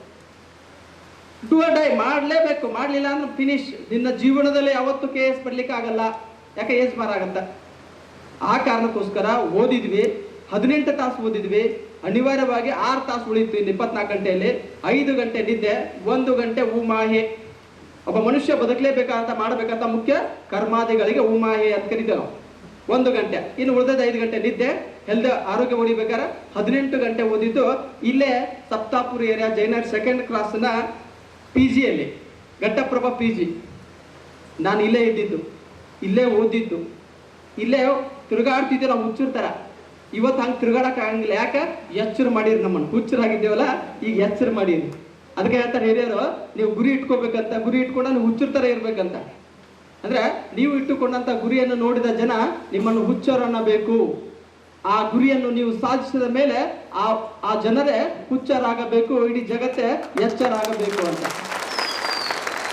ನಿಮ್ಮದು ಹಾಗಿದೆ. ಹಾಗಿದ್ರೆ ಸ್ನೇಹಿತರೆ, ನಾನು ನಿಮ್ಮ ಜೊತೆ ಮಾತಾಡೋದು ಉದ್ದೇಶ ಇಷ್ಟೇ, ಜಾಸ್ತಿ ಟೈಮ್ ತಗೊಳ್ಳಲ್ಲ. ಸರ್, ನಾವು ಎಲ್ಲರೂ ಎಕ್ಸಾಮ್ ಬರಿತೀವಿ, ಆದ್ರೆ ಎಲ್ಲರೂ ಯಾಕೆ ಸಕ್ಸಸ್ ಆಗಲ್ಲ? ಆ ಪಾಯಿಂಟಿಗೆ ಬಂದ್ಬಿಡ್ತೀನಿ. ಈಗ ಎಲ್ಲರೂ ಎಕ್ಸಾಮ್ ಬರಿತೀವಿ, ಇಷ್ಟು ಚೆನ್ನಾಗಿದ್ದೀರಿ, ಅಲ್ಲಿ ನಿಂತ್ಕೊಂಡು ಕೇಳಿದ್ರೆ, ಎಲ್ಲೋ ಕುತ್ಕೊಂಡು ಕೇಳಿದ್ರೆ, ಇನ್ನು ಎಷ್ಟೋ ಜನ ಮಲ್ಕೊಂಡು ಕೇಳಾಕತ್ತೀರಿ. ಇದ್ರ ಸಕ್ಸಸ್ ಆಗೋರು ಯಾರು, ಎಂಥವ್ರು ನೌಕರಿ ತಗೋತಾರೆ ಅನ್ನೋಕೆ ಒಂದು ಉದಾಹರಣೆ ಕೊಡ್ತೀನಿ ನಿಮಗೆ. ಸ್ನೇಹಿತರೆ, ಇದೊಂದು ಬಾಟ್ಲ್ ಇದೆ. ಈ ಬಾಟ್ಲ್ ನೋಡಿ ಒಂದು ಪ್ರಶ್ನೆ ಕೇಳ್ತೀನಿ, ಅದಕ್ಕೆ ಉತ್ತರ ಕೊಡಬೇಕು. ಸುಮ್ಮನೆ ಬಾಟ್ಲ್ ನೋಡಿ, ನೋಡ್ತಾ ಇದ್ದೀರಾ ಬಾಟ್ಲ್? ಓಕೆ, ಪ್ರಶ್ನೆ ಏನಿದೆ, ಈ ಬಾಟಲ್ ಬಗ್ಗೆ ನಿಮ್ಮ ಅಭಿಪ್ರಾಯವೇನು? ಓಕೆ, ಇದಕ್ಕೆ ಎಲ್ಲರೂ ಒಂದೊಂಥರ ಬರೀತಾರೆ. ಮ್ಯಾಕ್ಸಿಮಮ್ 2 ಆನ್ಸರ್ ಬರ್ತಾವ. ಈ ಬಾಟಲ್ ಅರ್ಧ ತುಂಬಿದೆ. ನೆಕ್ಸ್ಟ್ ಇನ್ನೊಂದು ಆನ್ಸರ್, ಈ ಬಾಟಲ್ ಅರ್ಧ ಖಾಲಿ ಇದೆ. ಯಾರು ರಾಂಗ್, ಯಾರು ರೈಟ್ ಇದ್ರಲ್ಲಿ? ಈ ಬಾಟಲ್ ಅರ್ಧ ತುಂಬಿದೆ ಅಂತ ಒಬ್ರು ಹೇಳಿದ್ರೆ, ಇನ್ನೊಬ್ಬ ಹೇಳ್ತಾನೆ ಈ ಬಾಟಲ್ ಅರ್ಧ ಖಾಲಿ ಇದೆ ಅಂತ. ಹಾಗಿದ್ರೆ ಯಾರಿಗೆ ನೌಕರಿ ಕೊಡ್ಬೇಕು ಈಗ? ಆನ್ಸರ್ ರಾಂಗ್ ಯಾವುದು ಇಲ್ಲ, ನೆನಪಿಟ್ಕೊಳ್ಳಿ. ಇಬ್ಬರದು ಕೊಟ್ಟಿದ್ದ ಆನ್ಸರ್ ರೈಟೇ. ಇಬ್ಬರಿಗೆ ನೌಕರಿ ಕೊಡಕ್ ಆಗಲ್ಲ, ಇರೋದು ಒಂದ ಪೋಸ್ಟ್. ನೀವು ಯಾರು ಸೆಲೆಕ್ಟ್ ಆಗ್ತೀರಿ ನಾ ಕೇಳಾಕತ್ತೀನಿ. ಉದಾಹರಣೆ, ಇಬ್ರು ನೀವು ಅಂತಿರ್ತೀರಿ ಎಷ್ಟೋ ಸರಿ, ಸರ್ ನಾನು ಎಕ್ಸಾಮ್ ಆನ್ಸರ್ ಕರೆಕ್ಟಾಗಿ ಬರ್ದೀನಿ ಸರ್, ಆದ್ರೂ ನನಗಿಂತ ಈ ನನ್ನ ಮಗ ಸೆಲೆಕ್ಟ್ ಆಗಿ ನನಗಿಂತ ಕಡಿಮೆ ಬರ್ದಿದ್ದ ಅಂತ ನಿಮ್ಗೆ ಫೀಲ್ ಆಗ್ತಿರುತ್ತೆ ಎಷ್ಟೋ ಸಾರಿ. ಹಾಗಿದ್ರೆ ಇದರಲ್ಲಿ ಯಾರು ಸೆಲೆಕ್ಟ್ ಆಗ್ತಾರಂದ್ರೆ, ಯಾರು ಅರ್ಧ ಬಾಟ್ಲ್ ಖಾಲಿ ಇದೆ ಅಂತಾರಲ್ಲ, ನಿಮ್ಮ ತಲೆಯಲ್ಲಿ ಜ್ಞಾನ ಅರ್ಧ ಖಾಲಿ ಇದೆ, ವಾಪಸ್ ಹೋಗ್ರಿ ಅಂತ ಕಳಿಸ್ತಾರೆ. ಯಾರು ಅರ್ಧ ಬಾಟ್ಲ್ ತುಂಬಿದೆ ಅಂತಾರಲ್ಲ, ಅವ್ರು ಸೆಲೆಕ್ಟ್ ಮಾಡ್ತಾರೆ, ಅವ್ರಿಗೆ ಪೋಸ್ಟ್ ಕೊಡ್ತಾರೆ. ಇದ್ಯಾಕೆ ಸರ್ ಅನ್ಯಾಯ, ಇಬ್ಬರದು ಆನ್ಸರ್ ರೈಟ್ ಇತ್ತು ಅಂತಂದ್ರೆ, ಇಲ್ಲಿ ಅರ್ಧ ಖಾಲಿ ಇದೆ ಅರ್ಧ ತುಂಬಿದೆ ಅನ್ನೋದು ನೀರಲ್ಲ, ನಮ್ಮ ರಾಜ್ಯದ ರಾಜಸ್ವ ಮೀನ್ಸ್ ಬೊಕ್ಕಸ. ನೀವೊಬ್ಬ ಅಧಿಕಾರಿಯಾಗಿ ಬರ್ತಾ ಇದ್ದಿಲ್ಲ, ಈ ಬೊಕ್ಕಸದಲ್ಲಿ ಇಷ್ಟು ಸಂಪನ್ಮೂಲ ಇದೆ, ಈ ಸಂಪನ್ಮೂಲವನ್ನು ಬಳಸ್ಕೊಂಡು ನಿನಗೇನಾದ್ರೂ ಈ ರಾಜ್ಯದ ಸುಧಾರಣೆ ಮಾಡುವಂತ ಶಕ್ತಿ ಇದೆನಾ? ಇಲ್ಲ ಸರ್, ನನಗೆ ಈ ಅರ್ಧ ಸಂಪನ್ಮೂಲ ನೋಡ್ತಾ ಇಲ್ಲ, ಈ ಖಾಲಿ ಅರ್ಧ ಇದೆಯಲ್ಲ, ಇನ್ನೂ ಅರ್ಧ ಇದ್ದಿದ್ರೆ ಮಾಡ್ತೀನಿ ಅನ್ನುವಂತ ಸ್ಟುಪಿಡ್ ಬೆಲೆಗಳು ಯಾರಿದಾರಲ್ಲ, ನೀವು ಮನೆಗೆ ಹೋಗ್ಬಿಡ್ರಪ್ಪ ಅಂತ ಹೇಳ್ತಾರೆ. ಲಭ್ಯ ಇರ್ತಕ್ಕಂಥ ಸಂಪನ್ಮೂಲವನ್ನ ಬಳಸ್ಕೊಂಡು ಈ ರಾಜ್ಯದ ಸುಧಾರಣೆ ಮಾಡುವಂತಹ ಶಕ್ತಿ ನಿಮಗಿದ್ರೆ ಬನ್ನಿ ನೀವು KS ಅಧಿಕಾರಿಗಳಾಗಿ ಅಂತ ಹೇಳ್ತಾರೆ. ನಾಟ್ ಓನ್ಲಿ KS, ರಾಜ್ಯ ಸರ್ಕಾರದ ಯಾವುದೇ ಹುದ್ದೆಯನ್ನು ಅಲಂಕರಿಸಬೇಕಾದ್ರೆ ಬಿ ಪಾಸಿಟಿವ್, ಯಾವಾಗಲೂ ಕೂಡ ಧನಾತ್ಮಕ ಮನೋಭಾವನೆ ಇರಬೇಕು. ನೆನಪಿಟ್ಕೊಳ್ಳಿ, ಭಾವನೆ ಚೆನ್ನಾಗಿದ್ರೆ ಸಂಭಾವನೆ ತಾನೇ ಬರತ್ತಂತೆ. ಭಾವನೆ ನಿಮ್ಗೆಲ್ಲ ಹಳ್ಳಿಯಲ್ಲಿ ಕೇಳ್ತಿರ್ತೀರಿ, ಭಾವನೆ ಸುದ್ದಿದ್ರೆ ಭಾಗ್ಯಕ್ಕೇನು ಕಡಿಮೆ ಇಲ್ಲ ಅಂತ ಕೇಳಿದ್ರೆ ಹಳ್ಳಿಯಲ್ಲಿ. ಎಸ್, ಹಾಗಿದ್ರೆ ನಾವು ಧನಾತ್ಮಕ ಭಾವನೆಗಳನ್ನು ಬೆಳೆಸ್ಕೊಂಡ್ರೆ ಧನದ ಸಂಭಾವನೆ ಆಟೋಮೆಟಿಕ್ ಬರುತ್ತಂತೆ. ಹೇಗೆ ಧನಾತ್ಮಕ ಭಾವನೆ ಬೆಳೆಸ್ಕೊಳ್ಳೋದು, ಪಾಸಿಟಿವ್ ಅಟಿಟ್ಯೂಡ್ ಇಟ್ಕೊಳ್ಳೋದು ಹೇಗೆ ಅಂದ್ರೆ, ನನಗೆ ಏನು ಕೆಟ್ಟದ್ದಾಗಿಲ್ಲ ಇದುವರೆಗೆ, ನಾನು ನಿಂತ್ಕೊಂಡು ಕೇಳ್ತಾ ಇದ್ದಿಲ್ಲ ಈ ಕ್ಲಾಸ್ನಲ್ಲಿ, ಎಸ್ ನೋ ಪ್ರಾಬ್ಲಮ್. ನಾನು ಇವತ್ತು ನಿಂತ್ಕೊಂಡು ಕೇಳಾಕತ್ತಿಲ್ಲ ಒಬ್ಬ KS ಆಫೀಸರ್ ಭಾಷಣ, ನನ್ನ ಮನುಷ್ಯನ ಛಲ ತೊಟ್ಕೊಳಕತ್ತೀನಿ. ಏನಂದ್ರೆ ಮುಂದೊಂದು ದಿನ ನನ್ನ ಭಾಷಣ 100 ಜನ ನಿಂತ್ಕೊಂಡು ಕೇಳುವಂಗ ಆಗ್ಬೇಕು ನಾನು ಅಂತ ಅವರು ಶಪಥ ಮಾಡಬೇಕು. ಇಟ್ ಮೀನ್ಸ್ ನಿಮ್ಮಲ್ಲಿ ನೀವು ನಿಂತ ಪರಿಸ್ಥಿತಿಗೆ ಏನಿದೆ ಆ ಪರಿಸ್ಥಿತಿಗೆ ನೀವು ಹೊಂದಾಣಿಕೆ ಆಗ್ಲೇಬೇಕು. ನೀವು ಅಂತಿರ್ತೀರಿ ಎಷ್ಟೋ ಸರ್ ಏನ್ ಬಿಡ್ರಿ, ನಾನು ಇಂಗ್ಲಿಷ್ ಬಂದಿದ್ರ IAS ಆರಾಮ್ ಕ್ಲಿಯರ್ ಮಾಡಿ, ನಾಲೆಜ್ ಭಾಳ ಇದೆ ಸರ್ ನನಗೆ, ಬಟ್ ಲ್ಯಾಂಗ್ವೇಜ್ ಭಾಳ ಪ್ರಾಬ್ಲಮ್ ಸರ್ ನನಗೆ. ಸರ್ ಒಂಚೂರು mental ability problem sir. Mental ability ಅಂದ್ರೆ ಮೆಂಟಲ್ ಆಗಿಬಿಡ್ತೀನಿ ಸರ್ ನಾವು. ಎಲ್ಲ ಭಾರಿ ಸ್ಟ್ರಾಂಗ್ ಇದೆ sir, GK expert sir, current affairs ಬೇಕಾದ ಕೇಳ್ರಿ ನೀವು, ಬಟ್ ಮೆಂಟಲ್ ಅಬಿಲಿಟಿ ಅಂದ್ರೆ ಸ್ವಲ್ಪ ಮೆಂಟಲ್ ಆದಂಗೆ ಆಗ್ತೈತಿ. ಎಲ್ಲ ಸಬ್ಜೆಕ್ಟ್ ನಲ್ಲೂ ಎಲ್ಲರೂ ಎಕ್ಸ್ಪರ್ಟ್ ಇಲ್ಲ, ಇದ್ದವ್ರು ಇಲ್ಲಿ ಯಾರು ಇಲ್ಲ. ಎಲ್ಲ ಬಲ್ಲವರಿಲ್ಲ, ಬಲ್ಲವರು ಬಹಳಿಲ್ಲ, ಬಲ್ಲವರು ಇದ್ದು ಬಲ್ಲವಿಲ್ಲ ಸರ್ವಜ್ಞ. ಇಟ್ ಮೀನ್ಸ್ ನಾನು ಹೇಳ್ತಾ ಇರೋದು, ಆರ್ಟ್ಸ್ ಬ್ಯಾಕ್ ಗ್ರೌಂಡ್ ಇದ್ದವ್ರಿಗೆ ಸೈನ್ಸ್ ಟಫ್ ಆಗುತ್ತೆ, ಸೈನ್ಸ್ ಬ್ಯಾಕ್ ಗ್ರೌಂಡ್ ಇದ್ದವ್ರಿಗೆ ಆರ್ಟ್ಸ್ ಟಫ್ ಆಗುತ್ತೆ. ಎರಡೂ ಬ್ಯಾಕ್ ಗ್ರೌಂಡ್ ಇಟ್ಕೊಂಡು ನೀವೇನಾದ್ರು ಡಬಲ್ ಡಿಗ್ರಿ ಮಾಡಿದ್ರಿ ಅಂದ್ರೆ ಏಜ್ ಬಾರಾಗಿ ಮನೆ ಹೋಗಿರ್ತೀರಿ. ಒಂದು ಸತ್ಯ ಗೊತ್ತಿರಬೇಕು, ಅವಂಗೂ ಒಂದು ವೀಕ್ನೆಸ್ ಐತಿ ಅಂತ. ನೀವೇನ್ ಅನ್ಕೊಂಡಿರಿ, ಅದು ನನಗೆ ಅಟ್ಟ ವೀಕ್ನೆಸ್ ಐತಿ, ಇವರೆಲ್ಲಾರು ಶ್ರೇಷ್ಠರು, ಇವರೆಲ್ಲಾರು ಶಾಣ್ಯರು, ನಾನು ಹಸಿದಟ್ ನನ್ನ ಮಗ ಅಂತ ನಾವು ಯಾವಾಗ ಅನ್ಕೊಳಕತ್ತೀವಲ್ಲ, ಅವತ್ತು ನಮ್ಮ ಸೋಲು ಸ್ಟಾರ್ಟ್ ಆಗತ್ತ. ನೀವು ಒಂದು ಸ್ಲೋಗನ್ ಬರೆದು ಇಟ್ಕೊಳ್ರಿ, ಯಾರೋ ಬಿಲ್ ಗೇಟ್ಸ್ ಹೇಳಿದಂತ ಒಂದು ಮಾತು, ನಾನು ಯಾರೊಂದಿಗೂ ಸ್ಪರ್ಧೆಗಿಳಿದಿಲ್ಲ, ಬೇರೆಯವರೊಂದಿಗೆ ಸ್ಪರ್ಧೆ ಮಾಡುವಷ್ಟು ಸಮಯ ಮತ್ತು ಆಯುಷ್ಯ ನನಗಿಲ್ಲ. ನಾನು ಪ್ರತಿನಿತ್ಯವೂ ನನ್ನೊಂದಿಗೆ ನಾನು ಸ್ಪರ್ಧೆಗಿಳಿಯುತ್ತಿದ್ದೇನೆ. ಪ್ರತಿನಿತ್ಯವೂ ನಿನ್ನೆಯ ನನ್ನನ್ನು ಇಂದು ನಾನು ಸೋಲಿಸುತ್ತಿದ್ದೇನೆ, ನಾಳೆಗೆ ಮತ್ತೊಬ್ಬನನ್ನು ರೆಡಿ ಮಾಡುತ್ತಿದ್ದೇನೆ. ನಾನು ನನ್ನೊಂದಿಗೆ ಸ್ಪರ್ಧಿಸುತ್ತಿದ್ದೇನೆ, ನಾನು ಬ್ಯಾರೆದವ್ರ ಜೊತೆ ಅವ್ರು ಸೋಲಿಸ್ಬೇಕಂತ ಎಂದು ಡಿಸೈಡ್ ಮಾಡ್ತಿರ್ಲ, ಫಸ್ಟ್ ನೀವು ಸೋಲ್ತೀರಿ. ನಾನು ಇವತ್ತು ನೀವು ಚಪ್ಪಾಳೆ ತಟ್ಟಕತ್ತಿಲ್ಲ, ನಿಮ್ಮನ್ನ ಯಾರನ್ನೂ ಸೋಲಿಸಿ ನಾನು ಚಪ್ಪಾಳೆ ತಟ್ಸಕತ್ತಿಲ್ಲ, ನಿಮ್ಮನ್ನ ಗೆಲ್ಲಾಕತ್ತೀನಿ. ಮೀನ್ಸ್ ನಿಮ್ಮ ಹೃದಯವನ್ನು ಗೆಲ್ಲಾಕತ್ತೀವಿ. ನಾವು ಇನ್ನೊಬ್ಬರನ್ನ ಗೆಲ್ಕೋತ ನಾವು ಗೆದ್ದೀವಿ ಅಂದ್ರೆ ಅದು ಶಾಶ್ವತವಂತ ಸತ್ಯ, ಶಾಶ್ವತವಂತ ಬೆಳವಣಿಗೆ. ತುಳಿದು ಬೆಳೆಯುವುದು ಬೆಳವಣಿಗೆ ಅಲ್ಲ, ಬೆಳೆಯುವುದು ಬೆಳವಣಿಗೆ ಅಲ್ಲ, ಬೆಳೆಸುತ್ತಾ ಬೆಳೆಯುವುದಿದೆಯಲ್ಲ ಅದು ದೊಡ್ಡದು ಅಂತ ನೀವು ಸಾಕಷ್ಟು ಜನ ಕೇಳಿರ್ತೀರಿ. ಸುಮ್ಮನೆ ಹಂಗೆ ಒಂದು ಮಾತು ಹೇಳ್ಬಿಡ್ತೀನಿ ನಿಮಗೆ. ಸ್ಟಡಿ ಮಾಡಬೇಕಾದ್ರೆ ಬಹಳಷ್ಟು ಜನರಿಗೆ ಪ್ರಾಬ್ಲಮ್ ಏನಂದ್ರೆ, ಸರ್ ಬೆಳಗ್ಗೆಯಿಂದ 7 ಗಂಟೆಗೆ ಬರ್ತೀವಿ ಸರ್ ನಾವಿಲ್ಲಿ, ಸಾಯಂಕಾಲವರೆಗೆ ಕ್ಲಾಸ್ ಹಾಕವೆ, ಟಯರ್ಡ್ ಆಗಿಬಿಡತ್ತೆ ಸರ್, ಇನ್ನೇನು ರಿಟೈರ್ಡ್ ಆಗ್ಬೇಕನ್ನುವಂಥ ಟೈಮ್ ಬಂದಿರುತ್ತೆ, ಅಷ್ಟು ಬೇಜಾರಾಗಿರುತ್ತೆ ಅಂತ. ಓಕೆ, ಸ್ಟಡಿ ಮಾಡಲಿಕ್ಕೆ ಒಂದು ಟೈಮ್ ಟೇಬಲ್ ಹಾಕೋತಿರ್ಲ, ನಂದು ಟೈಮ್ ಟೇಬಲ್ ಬೇರೆ ಐತೆ, ಅದು ಸ್ವಲ್ಪ ಹೇಳ್ಬಿಡ್ತೀನಿ ಅಂತ ನಿಮಗೆ. ಒಂದು ದಿನಕ್ಕೆ 24 ಗಂಟೆ, ಅದು ಡಿವೈಡೆಡ್ ಬೈ 3 ಮಾಡಿ, 3 ಭಾಗ ಮಾಡಿ. 8 ಗಂಟೆ 1, 8 ಗಂಟೆ 8 ಗಂಟೆ, ಈ 8 8 8 ಇದರಲ್ಲಿದೆ ನಿಮ್ಮ ಯಶಸ್ಸಿನ ನಂಟು, ಅದುವೇ ಬದುಕಿನ ಗಂಟು ಅಂತ. ಆ 8 ನಿಮ್ಮ ಸಕ್ಸಸ್ಸಿನ ಸೀಕ್ರೆಟ್. ಮೊದಲ 8 ಒಬ್ಬ ಮನುಷ್ಯ ಬದುಕಲಿಕ್ಕೆ ಬೇಕಾದಂತ ಮೂಲಭೂತ ಕರ್ಮಾದಿಗಳಿಗೆ ಕನಿಷ್ಠ ಬೇಕಂತ ಅವಧಿ 8 ಗಂಟೆ. 6 ಗಂಟೆ ನಿದ್ದೆ, 2 ಗಂಟೆ ಉಮಾಹೆ. ಇನ್ನು ಎರಡನೇ 8 ಗಂಟೆ ಏನಿದೆಯಲ್ಲ, ನೀವು ಕೋಚಿಂಗ್ ಕ್ಲಾಸಿಗೆ ಬರ್ರಿ, ಇಲ್ಲ ನಿಮ್ಮ ಹೊಲಗದ್ದೆಗಳ ಕೆಲಸ ಮಾಡಿ, ಇಲ್ಲ ಪಾರ್ಟ್ ಟೈಮ್ ಕೆಲಸ ಮಾಡಿ, ಇಲ್ಲ ಗೌರ್ಮೆಂಟ್ ಜಾಬ್ ಮಾಡಿ. ನೀವು ಯಾವುದೇ ಮಾಡಿದ್ರು ಕೂಡ ರಾಜ್ಯ ಸರ್ಕಾರದ ಆದೇಶನ ಇದೆ, 8 ಗಂಟೆಗಿಂತ ಹೆಚ್ಚಿಗೆ ದುಡಿಸಿಕೊಳ್ಳುವಂಗಿಲ್ಲ ಒಬ್ಬ ನೌಕರನನ್ನ. ಕೆಲವು ಇಲಾಖೆಗಳನ್ನು ಹೊರತುಪಡಿಸಿ ನಾನು ಹೇಳ್ತಾ ಇರೋದು, ವಿಶೇಷವಾಗಿ ಪೊಲೀಸ್ ಇಲಾಖೆ, ಕೆಲವು ಇಲಾಖೆಗಳಿದೆ, ಅಗ್ನಿಶಾಮಕ ಮತ್ತು ಆರೋಗ್ಯ ಇಲಾಖೆ, ಕೆಲವೊಂದು ಇಲಾಖೆಗಳು ಹೊರತುಪಡಿಸಿ. ಹಾಗಂತ ತಿಳ್ಕೊಂಡು ಅವ್ರಿಗೆ ಎಕ್ಸ್ಟ್ರಾ ದುಡಿಸ್ತಾ ಇದ್ದೀವಿ ಅಂದ್ರೆ ಎಕ್ಸ್ಟ್ರಾ ಸ್ಯಾಲ್ರಿ ಕೊಡ್ತಾರೆ. ನಮಗೊಂದು ವರ್ಷಕ್ಕೆ 12 ತಿಂಗಳು ಸ್ಯಾಲ್ರಿ ಕೊಟ್ರೆ ಬಾಬು ರೆಡ್ಡಿ ಸರ್ಗೆ 13 ತಿಂಗಳು ಸ್ಯಾಲ್ರಿ ಕೊಡ್ತಾರೆ. ಕೇಳ್ರಿ ಬೇಕಿದ್ರೆ ಅವ್ರಿಗೆ 1 ತಿಂಗಳು ಎಕ್ಸ್ಟ್ರಾ. ಇವತ್ತಿನಿಂದ ಇನ್ನು 2 ವರ್ಷ ಬೇಡ, 3 ವರ್ಷದಲ್ಲಿ ಇದೇ ಸ್ಟೇಜ್ ಒಳಗೆ ಅಥವಾ ಇದೇ ಹಾಲ್ನೊಳಗೆ ನಾನೊಬ್ಬ ಸಾಧಕ, ಯಾವುದೋ ಹುದ್ದೆ ಇರಲಿ, ಆ ಹುದ್ದೆಗೆ ಸಾಧಕನಾಗಿ ಬಂದು ಇಂತಹ ಸಾವಿರಾರು ವಿದ್ಯಾರ್ಥಿಗಳನ್ನು ಉದ್ದೇಶಿಸಿ ನನಗೂ ಕೂಡ ಆ ಗೌರವ ಒಂದು ಸಮರ್ಪಣೆ ಮಾಡಲಿ ಅನ್ನುವಂಥ ಮನಸ್ಸನ್ನ, ಆ ಒಂದು ಛಲವನ್ನು ಇವತ್ತೇ ಬೆಳೆಸ್ಕೊಂಡು ಚಿಗುರು ಸಂಸ್ಥೆ ನಿಮಗೆ ಎಲ್ಲವುಗಳನ್ನ ಕೊಟ್ಟಿದೆ. ವಿಶೇಷವಾಗಿ 7ನೇ ಮತ್ತು 8ನೇ ಬ್ಯಾಚಿನ ವಿದ್ಯಾರ್ಥಿಗಳು ನಿಮಗೆ ಸಂಪೂರ್ಣವಾಗಿ 7, 8 ಅಲ್ವಾ ಸರ್? ಸಂಪೂರ್ಣವಾಗಿ ನಿಮಗೆ ಜ್ಞಾನಾರ್ಜನೆಯನ್ನು ನಮ್ಮ ಸಂಪನ್ಮೂಲ ವ್ಯಕ್ತಿಗಳು ಎಂತಿಂಥವ್ರು ಅಂದ್ರೆ ನನಗೆ ಎಷ್ಟೋ ಸಲ ಫೀಲ್ ಆಗ್ತಿರುತ್ತೆ, ನೋಡ್ತಿರ್ತೀನಿ ನಾನು. ನನಗೂ ಒಂದು ಅವಕಾಶ ಸಿಕ್ಕಿದ್ರೆ ಒಬ್ಬ ಸ್ಟೂಡೆಂಟ್ ಆಗಿ ಇವರೆಲ್ಲರ ಕೈ ಕಲಿಬೇಕಂತ ಆಸೆ ಆಗ್ತಿರುತ್ತೆ. ಅಷ್ಟು ನಿಮಗೆ ತಾಯಿ ಮಮಕಾರದಿಂದ ನಿಮಗೆ ಬೋಧಿಸ್ತಾ ಇದ್ದಾರೆ. ಅದನ್ನ ಚಪ್ಪಾಳೆ ಹೊಡೋದು, ಕ್ಯಾಕಿ ಹೊಡೋದು, ಇದ್ರ ಮೇಲೆ ಅದನ್ನ ಅಲ್ಲಿಗೆ ಡೆಸ್ಟ್ರಾಯ್ ಮಾಡಬೇಡಿ. ಎಷ್ಟಿರತ್ತೆ ಗೊತ್ತಾ? ನನ್ನೊಂದು ರಿಕ್ವೆಸ್ಟ್ ನಿಮಗೆ, ಯಾರು ವಿಶಿಲ್ ಹಾಕ್ತಿರಲ್ಲ, ಸೀಟಿ ಹೊಡಿತಿರಲ್ಲ, ಅವ್ರಿಗೆ ಅವಮಾನ ಮಾಡ್ತಾ ಇದ್ದೀನಿ ಅಂತಲ್ಲ. ವಿಶಿಲ್ ಹಾಕೋದು, ಸೀಟಿ ಹೊಡೆಯೋದು ನೀವು ಮಾಡೋದಲ್ಲ, ನಿಮ್ಮನ್ನು ನೋಡಿ ಬೇರೆದವ್ರು ಮಾಡುವಂಗೆ ನೀವು ಬೆಳಿಬೇಕು. ನೀವೇ ಮಾಡಕತ್ತೀರಿ, ನನಗದ ಬೇಜಾರಾಗ್ತದೆ. ನೀವು ಮಾಡೋದಲ್ಲ, ಅದನ್ನ ಬೇರೆದವ್ರ ಕಡೆ ಮಾಡಿಸುವಂಗ ನೀವು ಬೆಳಿಬೇಕು. ಇನ್ನೊಬ್ಬರ ಸೆಲ್ಫಿಗೋಸ್ಕರ ಎಂದು ಕಾಯ್ಬೇಡ್ರಿ. ಸರ್ ಅವ್ರ ಜೊತೆ ಒಂದು ಸೆಲ್ಫಿ ತಕ್ಕೋಬೇಕು ಅಂತ, ಎಸ್ ಆ ಆಸೆ ಇದೆಯಲ್ಲ, ನೆನ್ಪಿಟ್ಕೊಡ್ರಿ. ಆ ಪುಣ್ಯಾತ್ಮ ಜೊತೆ ಸೆಲ್ಫಿ ತಕ್ಕೋಬೇಕಂತ ಆಸೆ ಐತೆ, ಆ ಪುಣ್ಯಾತ್ಮ ಸಿಗೋಲ್ಗ್ಯಾನ, ಭಾಳ ಬ್ಯುಸಿ ಇದಾನ. ಎಸ್ ಆ ಪುಣ್ಯಾತ್ಮ ನನ್ನಂತೆ ಬರ್ಬೇಕು ಸೆಲ್ಫಿ ತಗೊಳಕ್ಕೆ, ಆ ಪುಣ್ಯಾತ್ಮ ನನ್ನಂತೆ ಬರ್ಬೇಕು ಸೆಲ್ಫಿ ತಗೊಳಕ್ಕೆ. ನಾ ಯಾಕೆ ಅಲ್ಲಿ ಹೋಗ್ಲಿ? ಆ ಮಟ್ಟಕ್ಕೆ ನಿಮ್ಮೊಂದು ಛಲ ಬರ್ರಿ, ಒಂದಿಷ್ಟು ಮನಸ್ಸಿನೊಳಗೆ ಗಟ್ಟಿ ಮನಸ್ಸು ಮಾಡಿ. ನಾನು ಕೂಡ ನಿಮ್ಮ ಥರನೇ ಹಾಗೆ ಇದ್ದೆ ಅಂತ ಹೇಳಿದಿಲ್ಲ. ಇವತ್ತು ನಾನು ನಿರೀಕ್ಷೆನೂ ಮಾಡಿಲ್ಲ ಈ ಮಟ್ಟಕ್ಕೆ ನನ್ನನ್ನು ನೀವು ಆಶೀರ್ವದಿಸ್ತೀರಿ ಅನ್ನೋ ಭಾವನೆ ನನಗಿರಲಿಲ್ಲ. ಇವತ್ತಿಗೂ ಕೂಡ ನಾನು ಭಾಳ ಸಣ್ಣವ, ಭಾಳ ಅಂದ್ರೆ ಭಾಳ ಚಿಕ್ಕವ, ಹೆಂಗೋ ಗೊತ್ತಿಲ್ಲ. ನೀವೆಲ್ಲರೂ ಕೂಡ ಈ ಅಲ್ಪನ ಒಂದು ಯೋಗ್ಯತೆ ಮೀರಿ ಬೆಲೆ ಕೊಡಾಕತ್ತೀವಿ.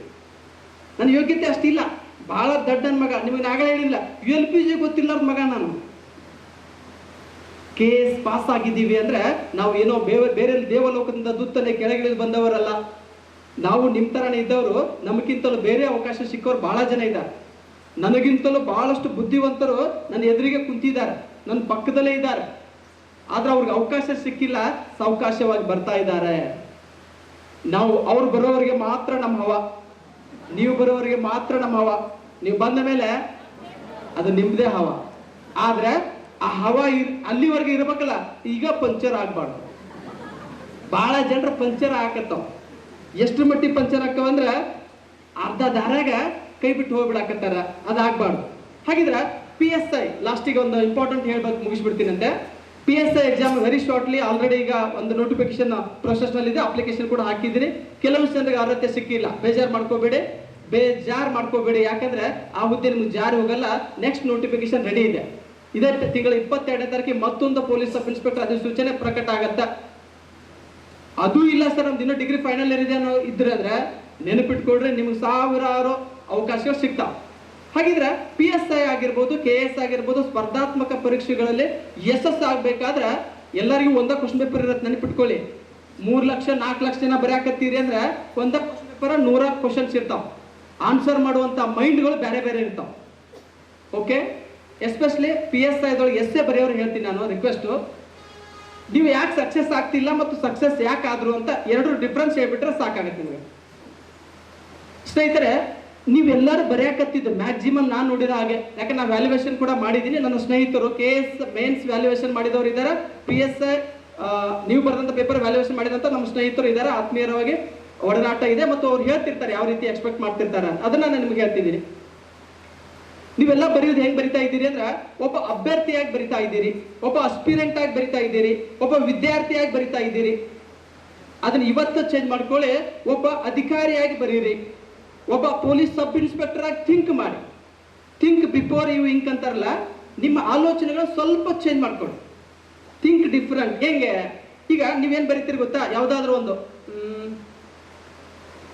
ಒಬ್ಬ ಸಾಮಾನ್ಯ ವ್ಯಕ್ತಿ, ಸಾಮಾನ್ಯ ಪ್ರಜೆ ವಿಚಾರ ಮಾಡುವಂತ ರೀತಿ ಒಳಗೆ ನೀವು ಇನ್ನೂ ವಿದ್ಯಾರ್ಥಿಯಾಗಿ ವಿಚಾರ ಮಾಡಕತ್ತೀರಿ. ಆ ಸಬ್ಜೆಕ್ಟ್ ಅನ್ನ ಜಸ್ಟ್ ಓದಿರ್ತಿರಲ್ಲ, ತಿಂದಿರ್ತೀರಿ, ವಾಮಿಟ್ ಮಾಡ್ಕೋತೀರಿ, ಕಾಪಿ ಅಂಡ್ ಪೇಸ್ಟ್ ಆದಂಗ ಅದು. ಇದಕ್ಕ ವಿದ್ಯಾರ್ಥಿ ಅಂತ ಕರೀತಾರೆ. ನೀವು SLC PUC ಡಿಗ್ರಿ ಒಳಗೆ ಹಂಗ ಮಾಡಿರಿ, ನೀವು ವಿದ್ಯಾರ್ಥಿಗಳಾಗಿದ್ರಿ.